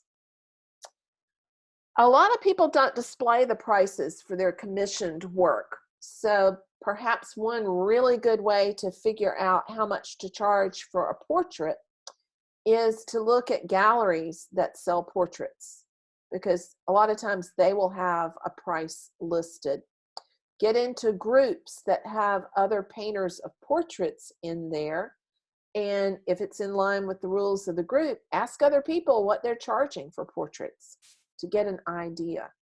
Look at the advertising for portraits in magazines like Fine Art Connoisseur and other available print media so that you can see what people are advertising as their rates. And I think you can begin to get a good idea that way. Yeah, Denise says she also has Venmo and Square. Square Up works really well as your payment gateway. Venmo does not. Please, y'all, don't use Venmo to sell your work online. And here's why. You know, PayPal owns Venmo. It has a different purpose. You have no buyer protection with Venmo, and your clients have the buyer has no protection and the seller doesn't either. So in order to have that protection I talked about, you need to use something that's intended as a payment gateway and not as a way for friends to pay each other back. Venmo's for friends to pay each other back. So Square Up works just like PayPal and works really beautifully. Deanna Woods from Facebook says, I figure now $2 per square inch for an example of a 16 by 20. Should add materials above this. If you figured out $2 per square inch, that's your price. And hopefully you've used the cost of materials to figure that out. So you come up with $1 per square inch cost using the cost of materials and the cost of your time, how much you're paying yourself. Claire says, how do you know if people are truly interested in your work and not just creepy people? Well, if you are like me and you get these requests for messages on Instagram that say, hello, just hello, from guys, that's your first clue. They're creepy. They get automatically deleted. So if they don't say anything else but hello, or if they say, hello, beautiful, swipe and delete. Don't respond to them, because engaging with some of those people is not a good thing. They're hard to get rid of once you start responding to them. But if people are asking genuine questions, most of the time they're genuine people. So trust your gut and don't be afraid to step out there, but also keep your home phone number, your cell phone number off of your public billboard on Facebook and Instagram so that people are not calling you on your personal stuff. Leslie says, add your percentage of PayPal price to your price. Absolutely. It's your cost of doing business. So if you know that you're going to have to pay, I'm going to round it out, 3% to a payment gateway, then take add that into your pricing list so that you're not going to be all upset that you have to pay 3% there. So yes, Karen, Square absolutely will work. Ginger Box says, I now have my own PayPal account, bank account, and have sold my first painting with it. High five, Ginger. You have come such a long way, my friend. So Ginger has been a member of Artwork Living for a long time now. And in the last year, she's taken some massive action with getting her Thriving Artist business going there. So awesome. When you go into PayPal, you have to have a business account, and you can switch a personal to a business account. You can look for on the menu bar, you can see the seller's tools, and in the tools section, they have the easy, simple shopping cart that you can embed on your website. And yes, Squarespace has one too. So both of those will work super easy. Carol says, based on your experience, what is the best way to engage with two different audiences, such as workshops and original paintings? Segment your list, Carol, and I know which Carol this is. So, Carol, first of all, your workshop participants, your students need to see what you're doing in your paintings. So a lot of them are going to want to be on your paintings email list as well. But just realize that you've got two different channels there because you've been working on your online business long enough now that you've developed two legs of your stool. You're teaching workshops and you are selling your paintings and doing well on both of those. But that means that you need to basically send two different emails a week. That's why you want to develop one channel at a time, because you really do have to speak to two different audiences when you've got those two channels. So you talk to them differently. You segment your list and you send them a different email.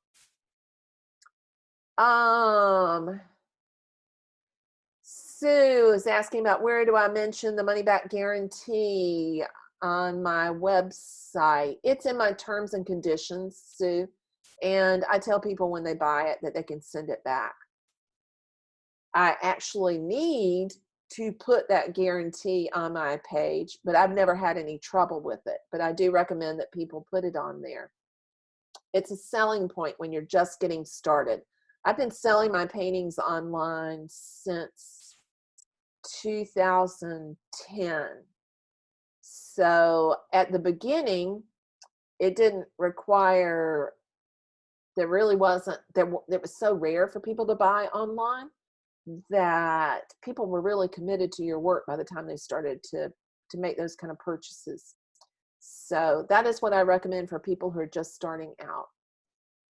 And you can look at people's terms and conditions on their websites, and most of them, somewhere in there, especially, if they do more than one thing, if they're like Carol and have two legs, two channels, then the terms and conditions might address both of those, but you can usually find those somewhere on their website. It just may be in the fine print.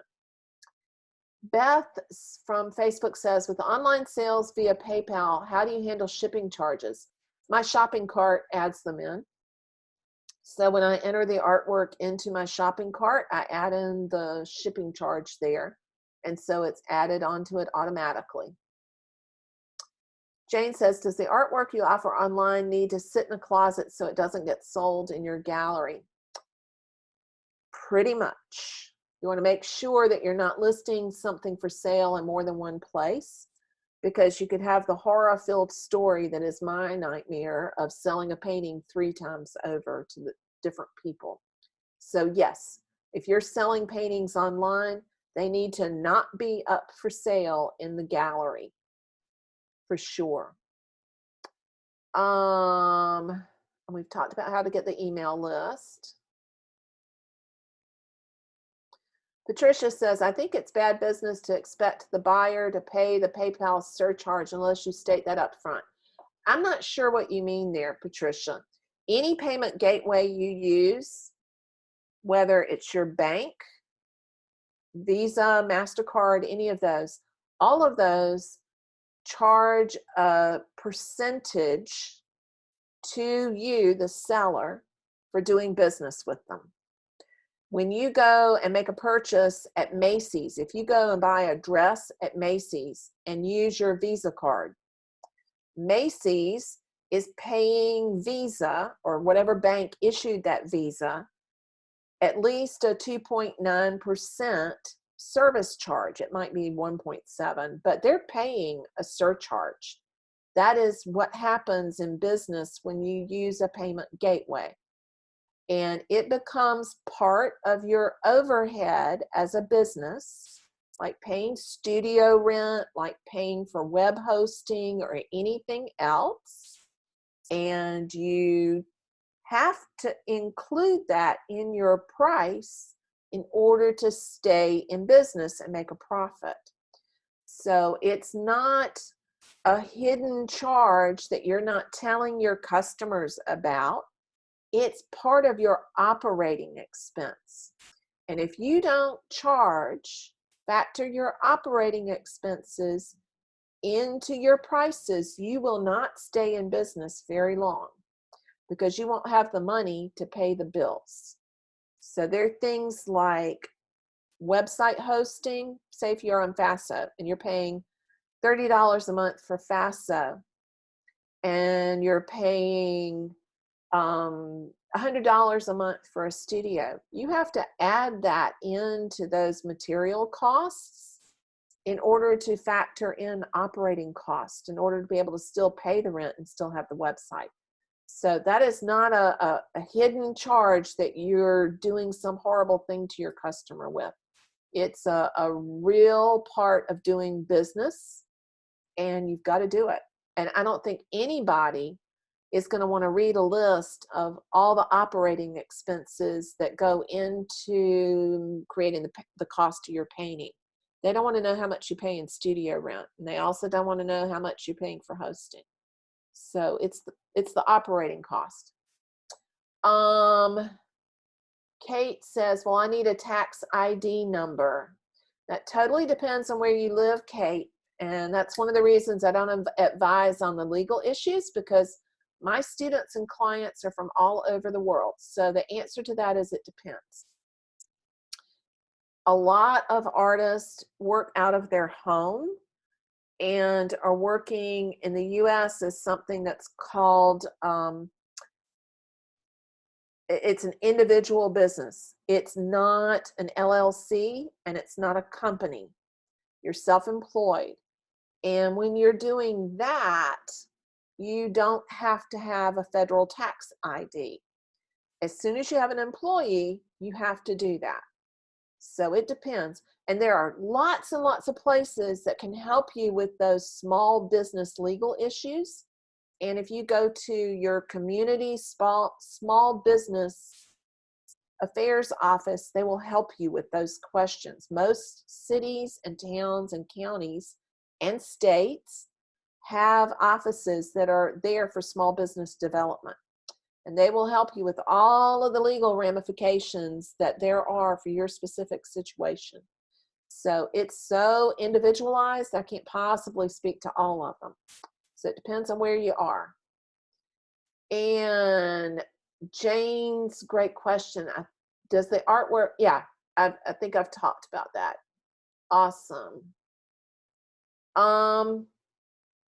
And yes, you can quickly change the status to sold if your gallery tells you it's sold. But my fear, Claire, has always been that two people would simultaneously purchase, that somebody would buy it in the gallery at the exact moment somebody else would press the buy button online.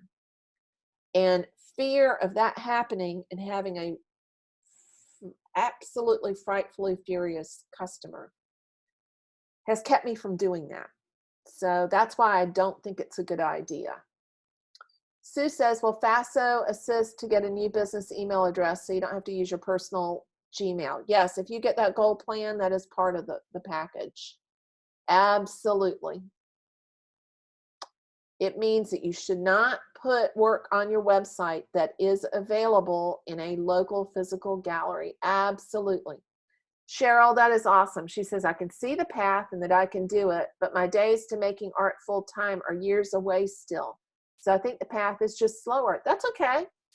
There is no done. You know, I think people look out at other people doing what their ultimate dream is, and they think they got there overnight. This is not a get-rich-quick scheme at all, because if you don't put the work in, it's not going to happen. It's not that you throw a website up and you post a painting and magic money appears in your bank account. There's a lot to do there. It's a simple process, but it's not necessarily an easy process. So remember, I didn't have an email list until 2009. I didn't really start selling online to 2010.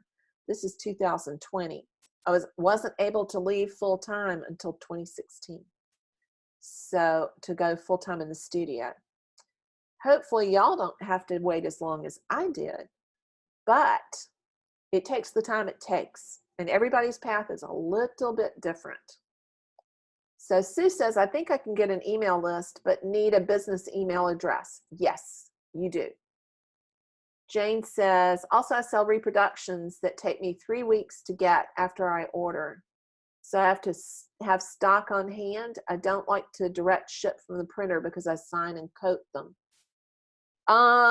What you add in there, Jane, is that there are 2 ways to handle that. You can either say up front that the prints will be delivered after that 3-week window, and then you outline how careful you are in the process and how handmade and individual this reproduction is. It's not just something coming off of Zazzle that's being drop shipped. It's going to have your name on there. You're going to code it. You're going to treat it with special care. So they know that there's a reason why it's going to take 3 weeks. Or you order 5 ahead, and so that you can send them out immediately. In this case, I would start with, it's going to take 3 weeks, and here's why. Because I'm so careful, because I'm making something special for you. Dwayne Kaiser and Julia Marismith does this too. On Dwayne's website, when he sells his paintings, he says on eBay, it's going to take at least 2 weeks before the painting ships because this painting is wet. It's not dry yet. So it's going to have to dry before I can ship it. So having that time frame is not a deterrent, and it can actually add to the perceived value of the offer. Leslie, what Sue was asking about is different. There is an email service, that's the newsletter, and Faso indeed offers that.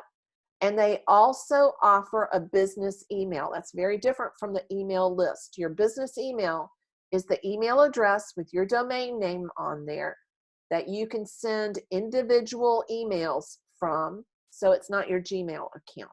So that's what those 2 things are. There's the list, and then there's an email address.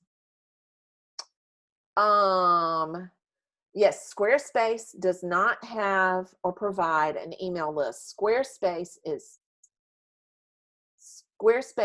just the website. It doesn't have the email hosting platform. So if you go with Squarespace, you absolutely need something like MailChimp.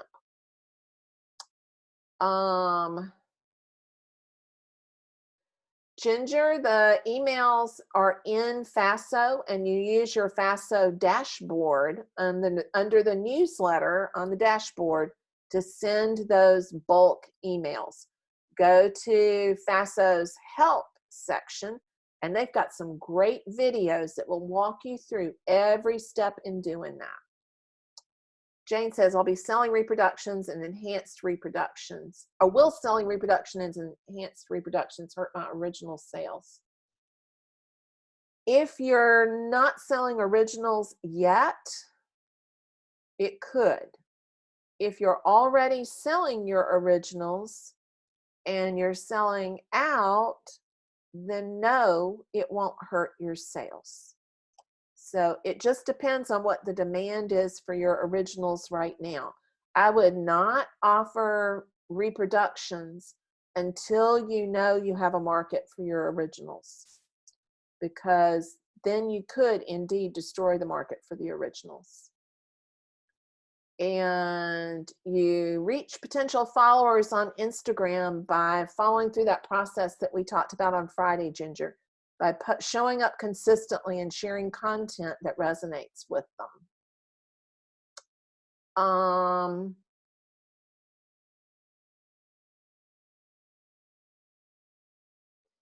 Could I repost the download link, please? No, Jane, I can't repost that in here because it's going to get too confusing. The download link for Knowing Your Niche is on that replay page. So if you just go to the replay page and scroll down to video 3, you'll see the download link for the yellow button for the Knowing Your Niche.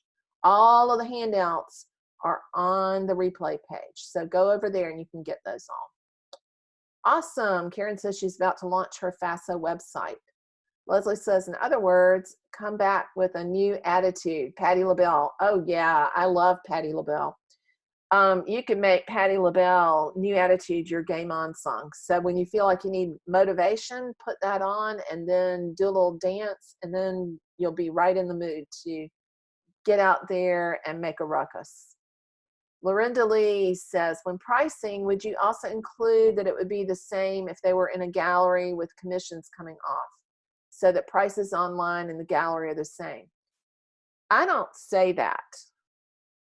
If they go and look at the prices in the gallery and they look at my prices online, they'll see they're exactly the same. It's just that mine includes shipping. It says plus shipping, and it says what the shipping is. So I don't think you need to add that information. If somebody asks you, do you offer a cheaper price online? You just say no, that the price is the price is the price. But I don't think you need to take up valuable space on your website to outline that for people. And tax number depends on your location, Claire. Oh, thank you. Somebody, I'm not sure who it is who's in here by just the number. This may be Andrea. Says the painter's path has been phenomenally helpful to me. Mary's teaching and insights practical, and the group support's encouraging. I am so glad you feel that way. Awesome. Thank you. Cheryl says, is your signature painting course much more advantageous for painters working in oil and acrylics as opposed to watercolor? I've had people come through the painter's path in both watercolor, acrylics, pastels, and oils, Cheryl. So the principles that are covered in CCL apply to all painting. It really does not matter.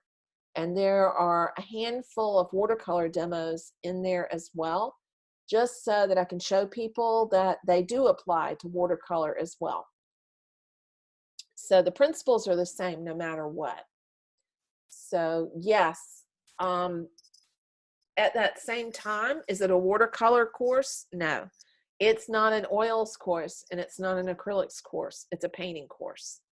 I use the landscape as a subject in there primarily because I'm a representational painter. It's the subject and metaphor that I'm using that I know the best. And so it makes sense for me to paint with what I paint and share how I paint through that venue.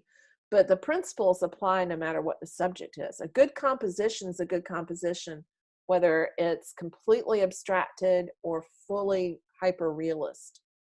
It's the same stuff that makes it work. So I started out as a watercolorist, so I absolutely know how to teach watercolor. I teach it wet and wet, using wet and wet techniques, just like I do in oils and acrylics. So it is not the same as everybody else's watercolor course, because I show in there and demo that you can work from dark to light in watercolor and have it work just fine as long as you're using wet and wet techniques. But yes, I'm familiar with watercolor and can help people with that, as well as oils and acrylics. And yes, as my students say, it works for any of those mediums. Ginger says, where will we find Jim and Teresa's testimonials? On the info page, Ginger. It's on the page that's up right now, marygilkerson.com/painter's path. And no, not $19.97, Denise. I wouldn't be able to pay my rent then, or Carson or Stephanie's. It's all one course, and they're just different avenues or different pricing options depending on whether you want to pay up front or pay over time, and whether you want one-on-one coaching or you want to be more in the big group coaching, the 6-group coaching calls. So the link is on there. Awesome, Cheryl. I'm glad you have a much clearer picture on what your painter's path is too. That's fantastic. Yay, I'm glad you're going to be in there, Rachel. Yes, it's $1997, Susan. Susan says, I have an email in and we'll add another. Awesome. Yes, and the link to download the materials I talked about is on that replay page. So head over to the replay page. And y'all are almost welcome. How long will they be pinned, Karen? They'll be pinned through Friday, maybe through Monday, but they'll be pinned through Friday so that you can get back in there. And Carson has put up the concierge page, the replay page right here for those of you who are looking for it. She shared the link into the group here. And Gwen says, my old gallery space has a for rent sign on it, and I am so tempted. Oh, Gwen, we're going to talk. Do you really want to do that? You can do it, but I want you to get your online stuff up and running first before you go and rent that space again, and then not have time to paint. So remember how many more expenses there are in having a physical gallery as opposed to having an online one. It's a whole lot cheaper. Stephanie says, Christine on Facebook says, in Instagram, can I add a business account to my personal one where it says add an account? Yes, you can. You can have 2 accounts on Instagram. You can have a personal one that's for sharing otter pictures and baby pictures and family reunions. And you can have a business profile that is for your painting practice and business. And that lets you do other stuff. The niche sign up.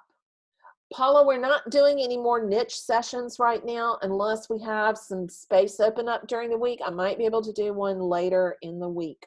So if you are interested, if we have space later in the week, send me an email or send Carson a message. But I can't promise that we're going to do that because our week is packed. So let me know and we will add you in there. Kirk says, some things you said today seem to be contradictory, at least to me. I am so glad you're asking any questions that you have there, Kirk. Sometimes I can be confusing. So Kirk says, what's the line between paint what you're passionate about and finding out what your perfect people want? That is a fantastic question. So think back to the examples I used. What I was asking them was not about, should I make paintings about landscapes, or should I do pet portraits, or should I make abstracts? I was asking them about things that would help me make my offer more clear to them. So yes, you need to paint what you're passionate about because that will help attract your perfect people. I'm painting, for example, I'm going to use myself as an example. I am passionate about the outdoor environment, about the natural world, and about being outside. I go a little cuckoo pants if I can't get outside enough. And I especially love the low country. So I make paintings primarily of the low country. So it's something I'm passionate about. And I found other people who are either passionate about the low country or passionate about color and light. And those have become my perfect people. I ask them at different times questions that will clarify what they're looking for. For example, almost 4 years, I think it was about 4 years ago, I did some reproductions. And so I asked my perfect people to help me pick out which painting to make reproductions of. And I gave them 3 or 4 choices of which one they would be more interested in as a reproduction. That's what I mean by asking them a question. You're not asking them whether you should paint dogs, horses, landscapes, or still lifes. You're asking them which of the paintings you've already done should you turn into a reproduction. Which of the areas you're interested in painting should you paint next week? So you're helping them become part of the process, but they're not driving the truck. So I hope that makes more sense. That was a fantastic question. I'm pretty sure there are at least 10 other people who had the same one. So thank you for asking that. You're most welcome, Leslie. Sue says, if people follow you, then ask them to subscribe to your list. Yes, you do. Not in every post and not real often on social media. But yeah, there's a system you can use that sends them to your website where they can sign up for your email list. So yeah. Sue says they must first give you their email. Yes, in order for you to send an email to them in bulk email, they have to have given you their email and given you permission to send it. It's illegal to do it otherwise. So it's called permission-based marketing, and it's the only legal way to do it. So you have to ask them for their email, and I generally do that on my website. I will occasionally ask people on a social media post to subscribe to my email list, but more often I do that on my website. So I ask them on social media to go to my website to look at something that they're looking for, like a painting or like a post about greens, painting the color green, if they're an artist. And then on that page, I'll ask them to sign up for my email list if they've enjoyed the content that they just looked at. So that's the process, Susan, that I just outlined. You get subscribers by doing what I just outlined there. And Virginia Gwen used to have a gallery for a long time, and she knows it's a tough business. That's one of the reasons why I gave her the hairy eyeball when she told me she was thinking about it again, because I know how much of her time it took, and I want her to get her online business up and running first. Hairy eyeball is what I give to my students when I think they need to slow down and think hard, and it's when I look over my glasses. And my college students about 10 years ago actually found a hairy eyeball necklace on Etsy for me. So I have a hairy eyeball that I can show people. Cheryl says, I have an email list of about 150 people. That's fantastic. But I've let it go cold because I only pursue painting every day in winter and have a whole nother career in spring, summer, and fall. So I'm not sure what frequency is appropriate for the level of time commitment I currently give to my art. You still need to email every week, even if you're not making a painting a day.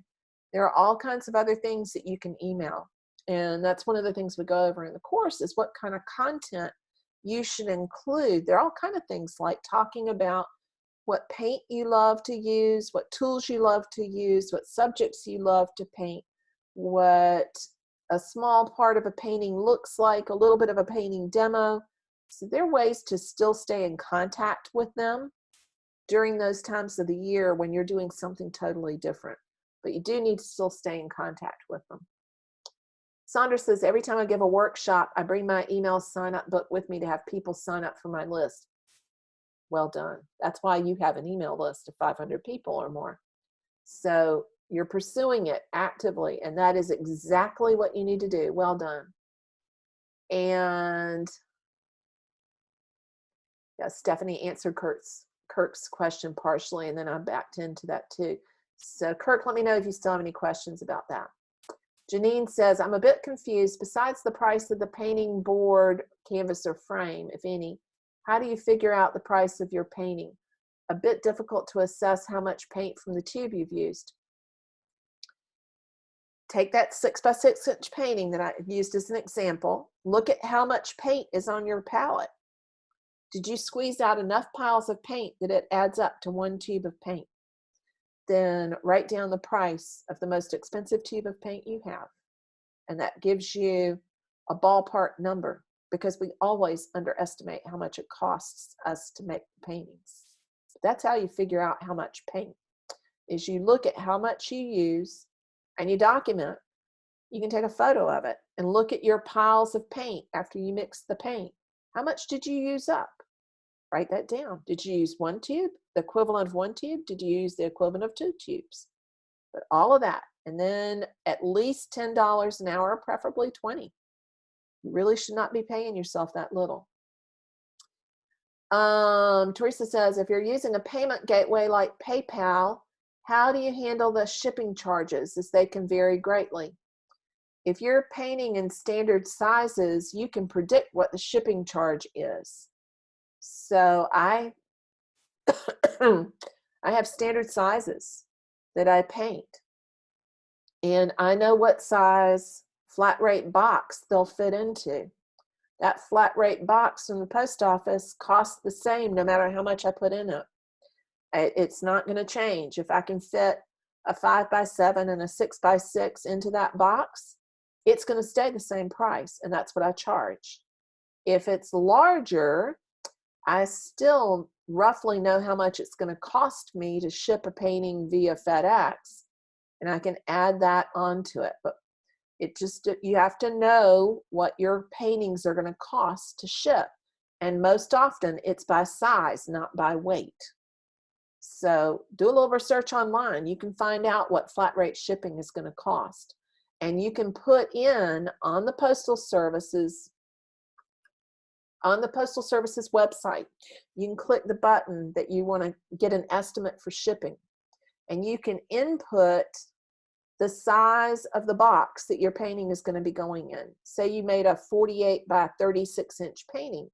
Well, you can put in the dimensions of your painting at 1 inch all the way around for packing in the box, and it will tell you how much it will cost to ship that size box. So that's how you figure out the shipping. It is real simple. And when you have that listed in the shopping cart, it's not the payment gateway that figures out the shipping, it's the shopping cart. So that you enter it when you enter the painting into the shopping cart. It's a database. Susan says, in the pricing formula, don't you also add in the costs of reaching them via websites and email and social media? I don't get people to do that when they're first figuring out the cost, Susan, because one of the things I'm having them do takes that into account. If you take your expenses, the materials expense for creating the painting, and you double it, you're covering your operating expenses, like the cost of web hosting and all of that other stuff. So that's why I have people double the price of the materials, is to cover those other incidental costs. When you've been in business long enough and you know how much you're paying for all of those service providers, if you want to, you can go back and compare those prices and see if you need to increase it at all. But to begin with, people don't have any frame of reference, so doubling the price makes that work better. Margaret says, I've been following you from the start. You have provided wonderful information. I'm not selling paintings yet, not really in a position yet to do the Painter's Path. Do I need to do this course now? Margaret from Ireland. Margaret, you're probably closer to being ready than you think. And I'm going to tell you the story of one of my students who actually signed up for a live Painter's Path event, a multiple days event, really wanting just to work on her paintings, not at all interested in selling her work, not remotely interested in selling her work. Went on and created her website, but still wasn't remotely interested in selling her work.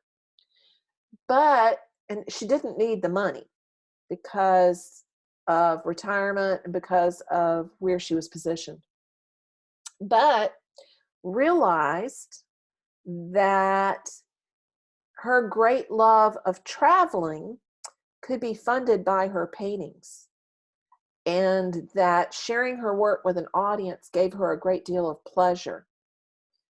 And she is now selling her paintings, not because she needs the money from the paintings, but because she's using her paintings to fund her love of travel. So there's a direct connection there. And then she makes paintings of her travels. So, and it's a business expense because she's selling them, so she can write off her travel. This might not be the moment for you to take the painter's path, but the painter's path is absolutely for you where you are right now, if you're ready to begin exploring that option. So yeah, you can definitely get a great deal of benefit from it, even if you think you're not quite ready to sell yet. A lot can happen simply from putting your intention in place of going a certain direction. You're more likely to get there. It will not be your last chance to ever take it, though.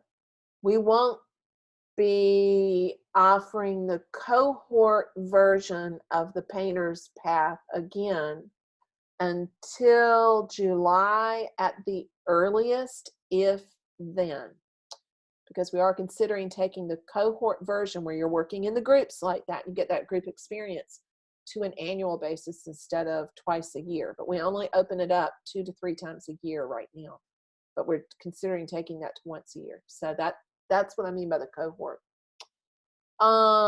Emily says, sorry to repeat myself, but where do you find the niche PDF? The niche PDF is on the concierge page. It's on that replay page where all of the videos are housed, and Carson put the link in here, and I'm going to go over here on the page and pop it in. When you go to the replay page, this is the replay page. You scroll down, there's video 1. Scroll down, there's video 2, and there's the link to the Thriving Artist Roadmap PDF that we gave out. Go to video 3, and there's the niche PDF. So you have to go to the replay page and go to the button to download the appropriate PDF. That's where we're telling people to go. Awesome.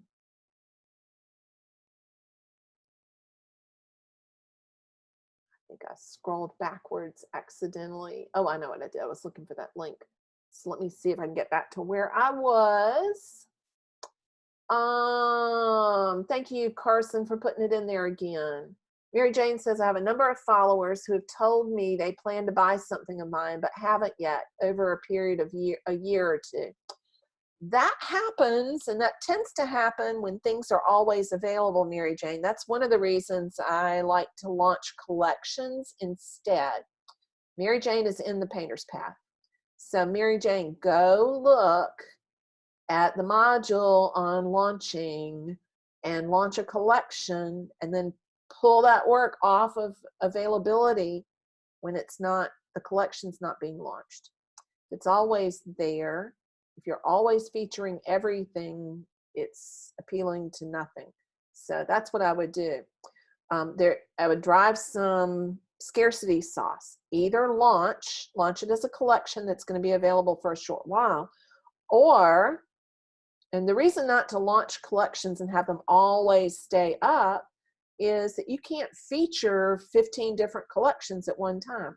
Think about how clothing manufacturers feature a collection. Catalogs feature a collection at a time. They don't feature spring clothes during winter. They feature spring clothes, they actually do feature them during winter so you can buy them for spring, but they don't feature them all year long. They feature them at the appropriate time.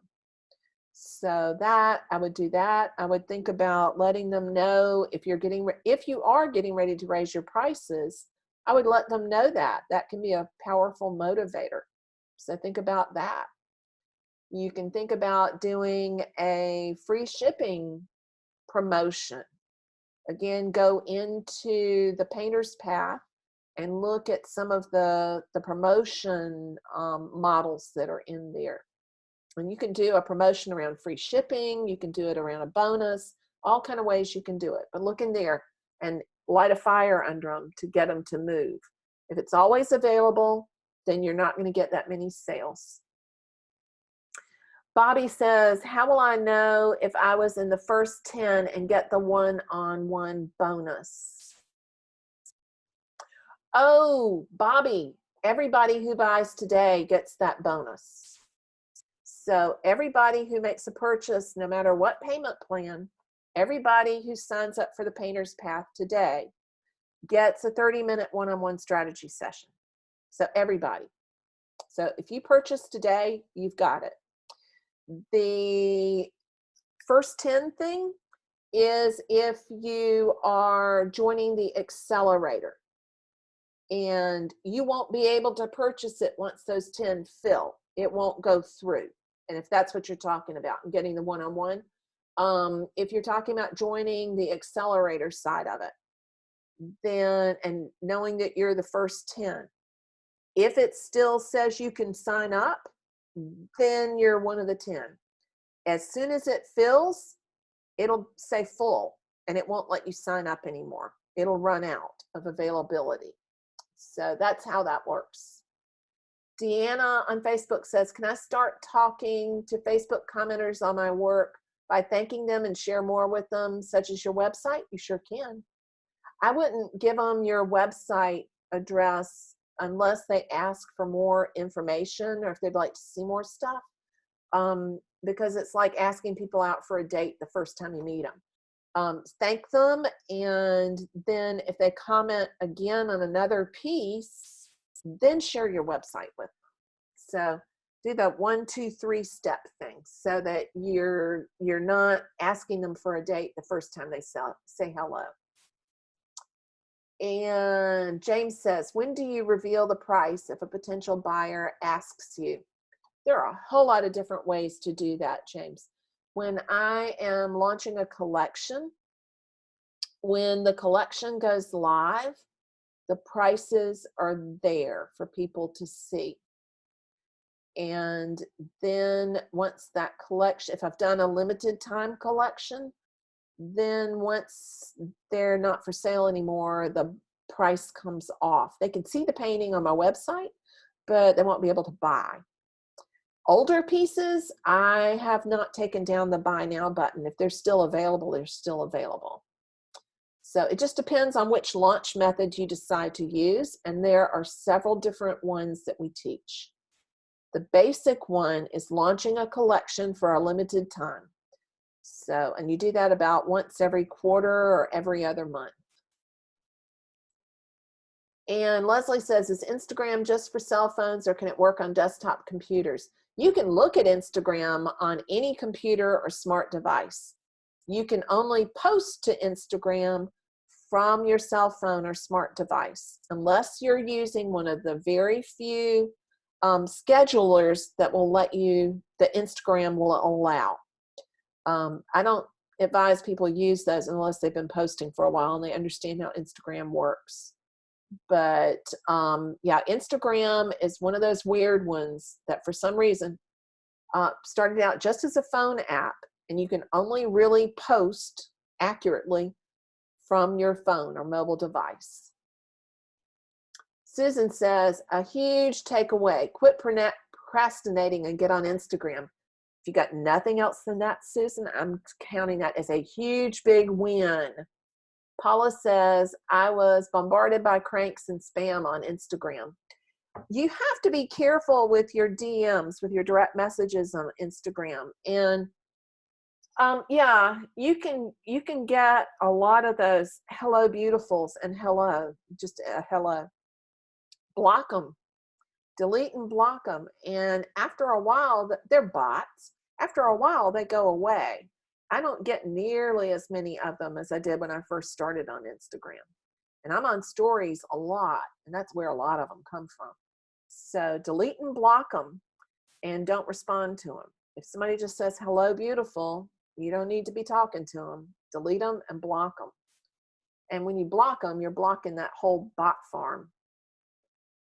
James says, oh, that was that same question. When do you reveal the price? Sherry says, I've narrowed my niche down to abstract, teetering on representational oil and cold wax. But where do I find people interested in this? you start sharing on social media and share your paintings and you talk about the process. And your perfect people are the people who start engaging with you. And then when you engage with them, the social media hubs will share your stuff to more people like those that are engaging. Sigrid says, I can't find the niche hot seat recordings. We haven't pinned them in the group yet because I'm still on here with y'all.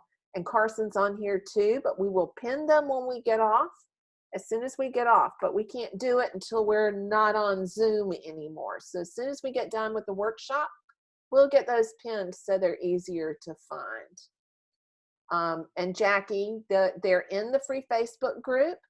And like I just said, as soon as we get off this call, off of the session, we'll get over there and get those pinned. But Carson's here in the group right now, answering questions and making sure people are going in the right spot. Stephanie's here too. So we're all in here with y'all, so we can't be over there pinning quite yet, but we will get that done. Cindy Roberts says, I print cards of my work for thank you notes. That is a really savvy thing to do, because then your thank you note is building up goodwill and it's loving all of your clients and it's promoting your work at the same time. What would happen if you gave your clients a collection of note cards of your work so that they could send out images of your fabulous paintings and do some of that promotion for you? Susan says, I'm not sure if my work would be considered realist or impressionist landscapes. I posted pics on the Facebook site on Friday. Susan, everybody go and look at Susan's and give her some feedback on whether it would be realist or impressionist. Susan, a lot of times, unless you're a photo realist, you really can't go wrong by saying impressionist, because as long as they're looser and they're representational, that will fit the bill of what most people call impressionist painting. So go for that. Awesome. Tom says he had to leave. I'm so glad you enjoyed that, Tom. Excellent. Oh, Karen is asking, what is cray cray? Sorry, that's a Southernism. It's like Cersei. Cray cray is crazy. So it drives me crazy when people do certain things. So cray cray is just crazy. It's another level up of craziness. So yeah, when I start using Southernisms, y'all let me know if you don't understand what I'm talking about. Cheryl says, I don't think I'm afraid to charge what my work is worth. At the last local art guild show, my watercolors were higher than a lot of the art there, but they are vastly undercharging. Awesome. She says, I won't do it. So I do value your encouragement on finding a wider audience. Yeah, those people just are not your people. The people who are coming there to buy are not your perfect people. They may enjoy looking at your work. It doesn't mean you shouldn't show there, because you're going to impact some people's lives who need to see the paintings. They're just not your buyers. So you need to get in front of people who have the income to buy, who value the work and are not looking for a bargain. Jan says, it takes me a long time to finish a work. I think because of my inexperience as an artist. I feel I can't charge per hour. It's a goal though. Jan, you have to charge at least $10 an hour. Promise me you will, because if you don't, you will not make a profit. And I hear you that you feel like you're just starting out and it's going to take you longer, but you need to make enough money from it that you're covering the cost of your materials and your time. So I'm calling you on that. You cannot do that. You've got to charge how much you're spending, how much time you're spending it on. And Cheryl says, I have a hard time with equating time spent on a 6x6 painting with what it's worth. That is just a formula for getting started, Cheryl. You have to have some kind of number that you're going by. And you could be paying yourself $10 an hour when you're starting out. You just heard somebody who's having a hard time committing to paying yourself $10 an hour. You could have been doing it for long enough and have enough of an educational background that you need to be paying yourself $100 an hour. And if that's the truth, if your credentials and your sales record mean that you should be paying yourself $100 an hour, I would say pay yourself $125. So the amount you pay yourself per hour needs to be in relationship to where you are on your painting journey and what your resume looks like. What you can charge per hour depends on where you are. I don't mean location, I mean what you've accomplished so far. So I'm going to use a parallel field as an example. So I had a side business as a graphic designer and later web designer I've done that since I was in college as an undergraduate, a really long time. And when I first started out as a student, I was paid $10 an hour, which was way more than the minimum wage at the time. And because I loved what I did and I enjoyed it and was good at it, then they offered me more. So that when I was in grad school the first time, and doing that, and this is back in the early 80s, they were paying me $25 an hour. Then over time, and so when I first started my side business, I charged my clients $25 an hour. And then it very quickly, as the demand for what I was doing went up, I charged more. If you're working on a physical business like that, you've only got basically 40 hours in a work week. And if you fill up your time easily with what you're charging, you need to raise your rate so that you can open up space for more clients. And I still rarely, I haven't done it in a couple of years, take a web design client. And I rarely ever charge less than $150 an hour for that. So, because I've done it for so long, and that's still cheap now. I actually stopped doing that pretty much about 8 years ago. And that's how much I was charging at that point. So how much you charge per hour is based on demand and your level of expertise. So I totally agree with you. The client's paying for everything you've invested in your process of learning, developing yourself as a professional. So no, I paint very rapidly. So for me to paint a 6x6 is not going to take me 4 hours. So I charge a whole lot more than $10 an hour. Understand that when I said that as an example, that was an example. That's not what I charge at all. Not at all. I wouldn't do anything for $10 an hour anymore. And I really don't want y'all to either. That is the bare bones basic. Camille says, since the general public may not be aware of the reason for pricing, is there a way to list the cost of the painting in a non-offensive way? No, you don't need to do that. I certainly would not get into the business of listing the cost of all the materials that go into each and every painting, because then you're going to have to back up and put some quantitative amount on everything that goes into it. So when I'm trying to explain to somebody why a painting is a certain price, the size of it is what most clients can latch onto the most easily. Yes, some paintings that are a certain size are easy and they happen in 30 minutes, and some paintings take 3 days or 3 months. But if it's that size, it's going to still be that price, because over time it averages out to be even.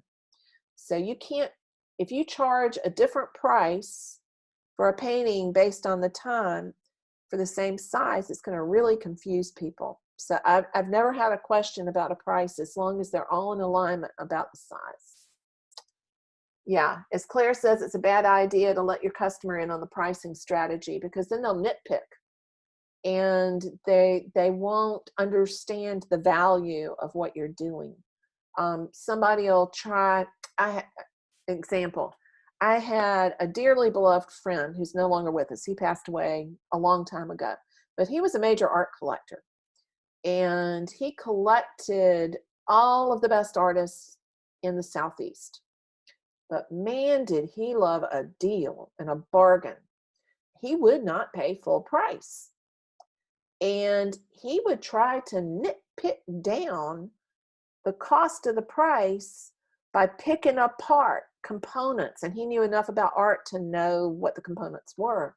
And so he would look for all kinds of ways to get you to discount what you were doing. And that's just a bad practice. So you don't want to cater to that kind of mentality, because if you get into the business of discounting your work, then it's really hard to get anybody to value what you do. So just have a straightforward pricing strategy that is based on size. People understand that. And all you have to do is tell them it's based on the price per square inch. It's based on the size. And Carson says that Maureen from Facebook asks, is it better to charge by linear inch or square in terms of your rate? Square inch, because then you're charging the same for the 6x6 and the 5x7. And they're the same basic square inch size. So not linear, you want to charge by the square inch. So you just multiply the height by the width. Claire says, I refuse to race to the bottom against artists who undercharge. I totally agree. She says, I just left a co-op gallery partly for that reason. It's one of the problems I see with people who are on Etsy, eBay, and a lot of the artists on Daily Paintworks. They're on a race to the bottom, and they're charging $40 for a painting that cost them $75 to make in time and materials. Don't do that. It is a race to the bottom, and you can't stay in business when you do that. It is a good idea, Claire, to charge more for commissions than works that you create that are not commissioned, because commissions take a lot more time and effort. You have to have the meetings with the client, whether they're virtual or physical, and it is more of a bespoke product. And things that are singular and bespoke should cost more. So absolutely, it's much riskier. Cheryl says, watercolor paintings are expensive to frame. I have a square inch image price based on size. Then I add the cost of all the framing materials plus 20% of that. Yeah, that does sound reasonable. I do much the same thing. So I have a separate price for works on paper and for works on canvas or panel because of exactly that. And I think you absolutely have to think of something, use a little bit different formula for that. I do tend to sell my works on paper framed just because it protects them in the shipping process. Susan says, cost of materials plus time will never pay for the classes I've taken. Yes, it will. If you're not figuring that into your overhead, then you need to raise the cost. You need to multiply your cost of materials by 3 instead of 2. But the purpose of the cost of materials and doubling it is to include expenses like professional development, like heat and air in your studio. So I challenge you on that. It absolutely will. I still do professional development. Everybody who's going to become successful does and should. I pay for online courses, and it is covered by the price of my paintings and my courses. So it absolutely will cover your education. If it's not covering it yet, you need to raise your prices. You're not charging enough. So it's not just the cost of materials. You take that cost and either multiply it by 2 or 3, depending on where you are, and you pay yourself adequately for the time. So it's cost of materials times 2 at least, plus your time per hour. It's both of those together. And your professional development is a factor in that. if you're going through professional development, then you need to have the prices in there that absolutely cover that. Leslie says, another, hey baby, is another clue to delete as well. Bingo, it is. It sure is. I forgot about that one. I get that every now and then too, and you just delete it. Any of those kind of cheesy remarks that sound like the call out you get when you walking down the street, hit delete and block. Don't just delete it, block them. As Claire says, you have to double the framing cost too. Totally. And if sold through a gallery, yes, they're going to take 50%. So you have to take that into account in your pricing structure, because the price you charge online has to be the same as the price in the gallery. So that is what I do in pricing my work. My prices on my website are the same as in the gallery, because I have a really long-term gallery relationship and I don't want to screw that up. And we're partners. He works, I don't mean we're partners, but he is my business partner in that sense. And we work together. So I don't want to undermine anything he does. So you absolutely have to factor that in. But when you take the cost of materials as a starting point, when you're just establishing your pricing and you're not in a gallery, doubling it will take care of it. When you double it and you add add in your time and your price per hour. Yeah, as Jane Wolfe says, "Are you there?" is another message on Messenger that you got to watch out for. Yeah. Awesome. And Cindy, I'm looking forward to seeing you in October in Asheville when we have our paint camp, which is going to be fantastic. Gwen says, if you sell, you have to have a state permit to collect sales tax, and that requires a federal ID. Not in every state, Gwen. In South Carolina, it does not require a federal ID. It doesn't require a federal ID in many states. So it just depends. It's very local. So we can't say exactly what is required unless we know the state and know those state rules. So I didn't get a federal tax ID until I got employees. So it just totally depends. Claire says, can I show the work online at a brick and mortar gallery and then it's not available to enter the shopping cart? Yeah, you absolutely can do that. And you should do that. So the work that's at the gallery, I show online, and then I send people to the gallery if they want to buy, if that's the case.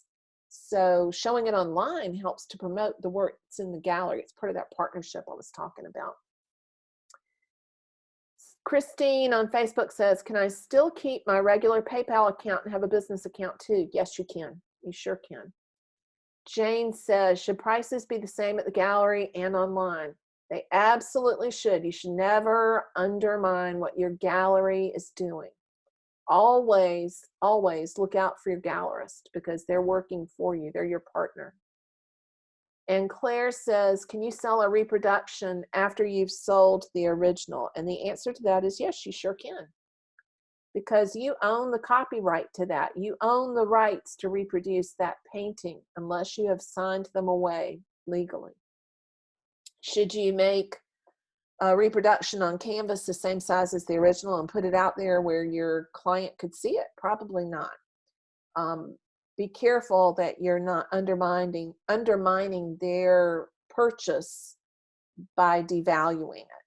So if you have a painting, use a real life example. I had a painting that is, I think it's 5.5 by 6 feet, that a corporate client purchased, and I know the business owners, and they purchased it from the gallery that represents me. And then the licensing company that makes reproductions of my work wanted to make a reproduction on canvas of that painting because they'd seen it on my website. And I had not given them that was not part of the licensing agreement. So they wanted to negotiate to do that. And I said no, because where they wanted to put it was in a local restaurant, in a hotel that was being built. So my corporate client could potentially have gone in there for dinner and seen a full size to larger reproduction of the painting they just spent thousands of dollars on in the same city. And that's not a good feeling for your customer or client. So make sure it's smaller and clearly not the same thing as. So that's how to handle that situation. But yes, you own the reproduction rights. Yeah, and as Heather says, she has a state sales permit and doesn't need a federal ID. It just depends on where you are. Leslie and her theme song, I love that. New Attitude by Patti LaBelle. I'm going to ask everybody in the Facebook group about their theme song for their painter's path, their thriving artist path. Awesome. Yes, and as Ginger says, now Ginger, I think you're undervaluing yourself here. But as Ginger says, if I can start a Facebook business page, Instagram page, join FASO, start a website, business email, PayPal account, etc., anybody can. Hands down. Part of it is that you want it now, Ginger, really badly. And when you want something really badly, it becomes a powerful motivator and driver. And kudos to you. I'm really proud of everything that you've done there. Cheryl, awesome. I'm glad that makes sense to you. Jane says, thank you so much. Good. I'm glad that that was helpful. Joanne Cole says, how much daily time in the painter's path is required excluding painting? That depends on what you set as your goal. So what I like to ask students to think about is to work in quarterly goals. So 90-day sprints. And you need to think about what it is that you want to accomplish in the first 90 days in the painter's path. And remember, you get continued access to the course. I guarantee a year, but I don't take courses away from people. So you'll still have access to it as long as I have a business and a website. So decide what it is that you're going to work on first. You might already have a website, and so you don't need that, but you may need to work on building your email list. So then you would need to focus in tightly on that. And if you consistently spend 30 minutes a day on the material in the course that will back up that goal, you can get an awful lot done. And anybody who's participated in the painting challenge knows the value of 20 minutes, a 20-minute painting. Think about a 20-minute social media bump. So if you spent 30 minutes on course material and then 20 or 30 minutes on executing, you'll achieve that 90-day goal. It's purely committing to that time on task. So I hope that answers your question. Claire says, is there a replay on the niche requests? There is a recording of the niche sections. And as we said earlier, they'll be pinned inside the Facebook group at the top of the page. Yes, Cheryl, cuckoo pants. Cuckoo pants is the same thing as cray cray. Yeah, minus 30 degrees centigrade weather would definitely make me cray cray and cuckoo pants. I definitely need outside. I can't handle living in the winters up north. I've done it, and I can't handle it because I've got to be outside. Sherry says, when do you let your potential customers know how much the painting is? I answered that question a little bit earlier from somebody else, Sherry. So it depends on how I'm launching them. If I'm doing a collection, they get the price when the collection goes live. Carla says, just joined this conference or this call 20 minutes ago. How can I access past sessions? So go to the replay page, and Karsten's posted that a couple of times here in the group. And if you just joined the workshop, you will get a link in well, everybody's going to get another reminder of where the replay page is after the session is over. You'll get an email with a link to the replay page. So double check your emails and look for one from me. It'll be later this afternoon or evening. Connie says, when you're talking about launching a new collection, do you take down other art in your webpage? No, I don't. I leave what is basically my portfolio up there. And then I I curate a specific collection of either new work or older work that I'm trying to move for my collectors to take a look at. Bobby says, I've been wanting to take the painter's path since last year. Awesome. I'm so glad you're doing it. And fantastic. And I'm really looking forward, Bobby, to seeing you at PLF Live too, I hope. That's going to be a lot of fun. So awesome sauce. I'm glad to have you. Claire said, you said not to use plastic. How do you wrap your paintings to send? I do use plastic, but what I do is I don't use bubble wrap. So you don't ever want to use bubble wrap to wrap up your paintings. I wrap my paintings, say the small paintings, I either wrap them initially, I do use plastic to wrap them, basically something like saran wrap, the equivalent of saran wrap, or I use glassine paper, which is archival. And then I wrap it with plastic, and then I put foam core on the front and the back, and then I wrap that in bubble wrap so that it's not going to disappear. Deborah says, how long do you keep your collection on your website for, and what do you do with any unsold paintings? Well, if you look on there right now, I have a collection that's been up for a long time on there because I had put it up there as a demo earlier in the year for another cohort of the Painter's Path. Excuse me. And so I left that up for them to look at. I will take that down when I launch this next small collection of small paintings. But you get to decide how you're going to do that, and you can experiment with what works best for your community, your audience. But I would not leave them up for sale in general, as a general practice with launching. I would not leave them up for sale for longer than 2 weeks because the scarcity sauce goes away. So whatever the offer is, say, and it could be that your paintings are for sale all the time, but when you're launching a collection, you're adding something extra into it, a bonus, like free shipping.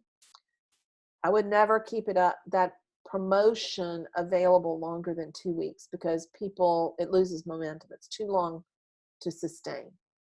I think a week works way, way better. Leslie says, my phone is a dinosaur and only text and talk, no Instagram, so I'll go other social media on my desktop. Yeah, if you don't have access to it, if you have an iPad, you can put it on that. But if you don't have a smart device, then start with Facebook, because Facebook is way easier to use on a desktop, and you can do everything on a desktop there. So if you don't have access, or Instagram won't work for you, then do Facebook. And actually, Facebook recently changed some things so that you can cross-post from Facebook to Instagram. So that might be the way for you to be active on Instagram without having to post from your phone. Mary Jane said, are you talking about success of story on Instagram today? Not on my Instagram. I tell stories on Instagram, and the story can become the story of my doing a daily painting, and I'm working out there, and it was so freaking cold the other day that I froze my behind off, which I did. And the other day when I was out on the beach painting, and the wind was blowing so strongly that it literally blew my hand off of the panel. But I was able to be out there painting with my daughter and my granddaughter with me too. So it was a family moment as well. That becomes part of the story of the painting. That's what I mean by story, Mary Jane. Claire says, so if I charge as you suggest and do not sell, what do I do with all the unsold paintings? I have a very large inventory. You're going to launch those and you're going to move those. So if you launch at the pricing point and they don't move, they don't sell, then you change the offer to add more value. So say you launch your paintings, I'm going to make a number up. Say you launch 6x6 inch paintings at $200 a painting and they don't sell, and your price point does not include shipping. Then what I would test next is offering a collection of those same size paintings for $200 and make shipping included. See, I'm not discounting the paintings, I'm discounting the shipping. If they still don't sell, then I would add something else to it, like a set of note cards, so that I'm still not dropping the price, but I'm adding to the value of the offer. Awesome. Camille says she had to look up the definition of Cersei. Yeah, I like to throw Southernisms in there. Part of it is my work is about being Southern. And the South is more than what most people think it is. And so being Southern becomes part of marketing my paintings. So I use terminology that's really Southern to draw people in, so that my community begins to have a language that we share that not everybody else necessarily understands. So people who follow me closely for a long period of time know that I use the word Cersei and know what it means. Bonnie in Facebook says, do you ever pop in and look at our art? Yes, I do. And those who join the Painter's Path have access to the weekly CCL critiques. So you can submit your paintings every week for people to look at, for me to look at them with the composition, color, and light people. So yes, you can get critiques. And if you have a real struggle with a painting, you can ask about it in the Facebook group, or you can ask about it on one of our Q&A calls. But if you're really struggling with a painting and you want to get a critique, I would recommend attending the CCL weekly Q&A critiques.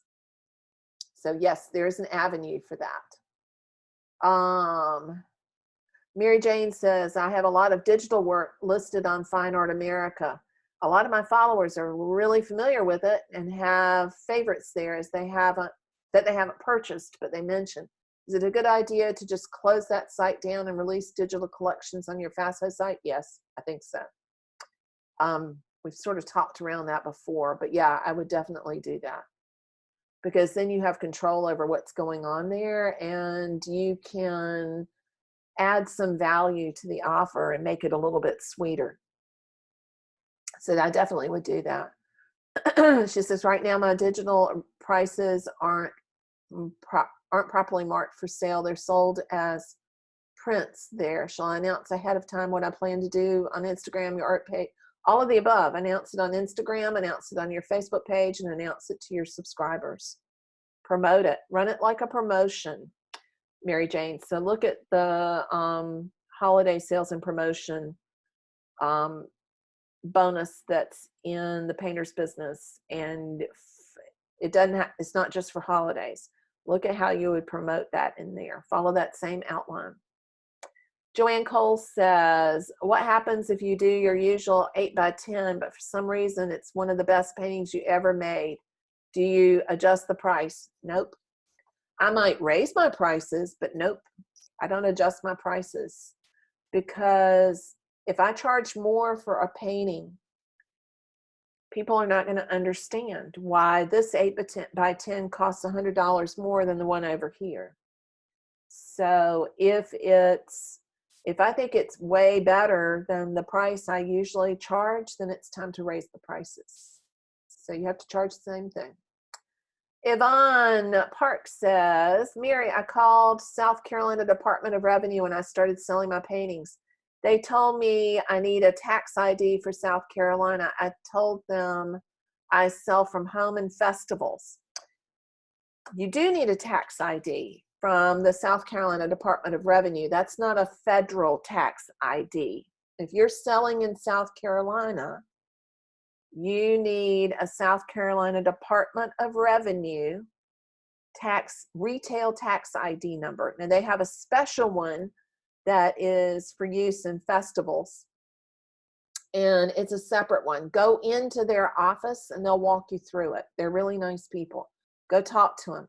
That's different than a federal tax ID number, an employee identification number. So there are lots of different kind of tax numbers. So go talk to them and they'll tell you all the things that you need. But since each jurisdiction is going to be different, I'm only going to confuse the everything out of y'all if I start going through what's required in South Carolina, because it's going to be different than what's required in Georgia and Colorado and everywhere else in Canada. So go talk to your local tax office. They will help you figure it out. And if you sell from home in festivals, you still need the retail license. That is your license to sell things at retail. Question from Christine on Facebook. Can I put a painting on my website listed as unavailable to put in a show? Yeah, you can. You can put it on your website and just not post a price and not post a buy now button. Jan says, I just moved my studio back home. No more rent. Yay, but no more excuse for not painting. Right on. Still working on consistent production and building a good and updated website. I'm glad this has all been really useful. Better time management would be helpful. You have to put it on the calendar. Your time management is to spend time on painting and on marketing, and to put it on your calendar, because what gets calendared will get done. If it's not on the calendar, you'll go fold laundry instead. Claire says, thank you. I'm so glad you enjoyed it, Claire. And Cheryl is thanking Jan for sharing. Awesome. I find myself somewhat distracted working in a home studio. That's why I usually have a studio separate from home. The other problem I have with working at home is one I wrestle with now. If my studio is at home, I will be in my studio at midnight painting. And that is not necessarily conducive to a good 8 hours of sleep. So there are pluses and minuses to both. Sally Thompson from Facebook says, do you keep paintings up on the web that have been sold? Yes, and they're marked sold. It's a powerful motivator for people to buy. It absolutely is a powerful motivator. When I post, Jane says, when you post your daily paintings or through your newsletters, have they already been launched in your collection website? No.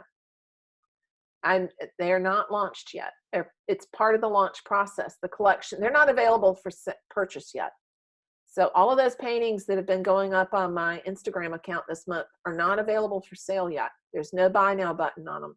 And in fact, the ones from January, you won't find them on my website because I haven't posted them on my website yet.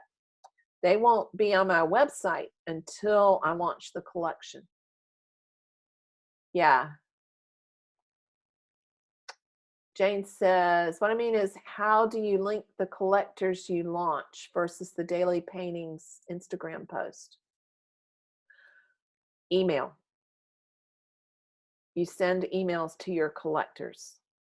You can post them to your website and hide them if you want to, so that only your collectors on your email list can find them. But those are the nitty-gritty details. There are a number of different ways to handle that, and multiple strategies you can use. So it just depends on what's going to work for you. And we go over a couple of different launch methods inside the course. Yes, Sherry, pricing the painting right the first time is incredibly important, but it shouldn't be a brick wall that stops you from making a move, because you can always adjust it. If you offer it for sale and you've never offered paintings for sale before, there are actually ways to pull the price down of the whole thing and lower it, but you just have to do it carefully. Deborah says, my paintings are on canvas. Does that mean I shouldn't offer reproductions on canvas? Plus, my originals aren't very big. If I only offered reproductions smaller than the original, they'd be so small. I'm on art storefronts and they advocate selling enlargements. I don't think that's a good idea at all. And that's where I would totally disagree with art storefronts. And I think they do really well as a platform. I'm not in agreement with all of their marketing suggestions. For one thing, if you offer enlargements on canvas of a painting that's on canvas, why in the world would anybody buy the painting on canvas? They're going to go buy the less expensive enlargement and not buy the originals. That's fine if all you want to do is market enlargements and reproductions, but I think you're going to kill the sales of your original paintings if you do that. If you want to sell reproductions that are bigger, put them on paper, not on canvas. then it will make some sense to your buyers that it's a different format. It's on a less expensive format, and they've got the original on canvas. But if you eliminate the uniqueness of your one-of-a-kind paintings, it demotivates people to pay the price for the one-of-a-kind painting. Jan says, how do you deal with older artworks? Should they be priced differently? No, I don't. You can occasionally, I guess rarely, I haven't done it in a very, very, very long time, discount older work. I would only do that if you've got an older body that's more than 10 years old, that's a radically different style than what you're doing right now, and you're not going to undercut your dealer when you do that. It's not a practice I'm super thrilled about. I launch collections of older work, grouping them by themes, and move them out that way. So I don't advocate discounting work. I don't think that's a really good idea at all. Leslie says, it's been a while and things might have changed, but I think you have the retail ID, not federal. That's right. That's in South Carolina. But again, it depends on the jurisdiction. Totally depends. And that probably is true in Texas. I think South Carolina and Texas are pretty close in their laws on that. Virginia says, when are you launching your latest collection, Mary? Ha ha ha ha ha. I am going to try to launch that while we are live so y'all can see that process a little bit. So ideally, in an ideal world, I'll be launching that this week. We'll see if I actually pull that off. But so yeah, I'll be launching at least some of them very soon because I have some potential collectors that I've been chasing. So they're collectors that I want to cultivate who have asked about it, and I need to launch it, at least some of them, while those collectors are still salivating and can't get their hands on the paintings. So, Jan says, when you sell a collection, do you not break up the collection to sell separately? I have ideas for series, but find if they're good, people want to buy before a painting is even done. If you can do something, you can pre-sell a collection. And yes, I have done that. I know a lot of people who have done that. And you can have the idea for a series, and you can pitch the idea for that series to your current collectors, and you can give them early access to it, and you haven't even made the paintings yet. And I know people that have done that, like to fund their travel overseas. I know somebody who did that to fund a trip to Japan. She sold paintings that she was going to make while she was in Japan to pay for the trip to Japan. So yeah, it's possible to do that. That's just a different type of launch. Jeff Walker calls those seed launches, where you're launching the work, you're selling the work before you make it. And people know right up front that it's not made yet, that they are participating and co-creating in a process. So that's different. If I'm selling a collection of paintings and there's some that don't sell, I put them back into, mentally put them back into my inventory, and I might pull them out in a different kind of thematic collection later to sell.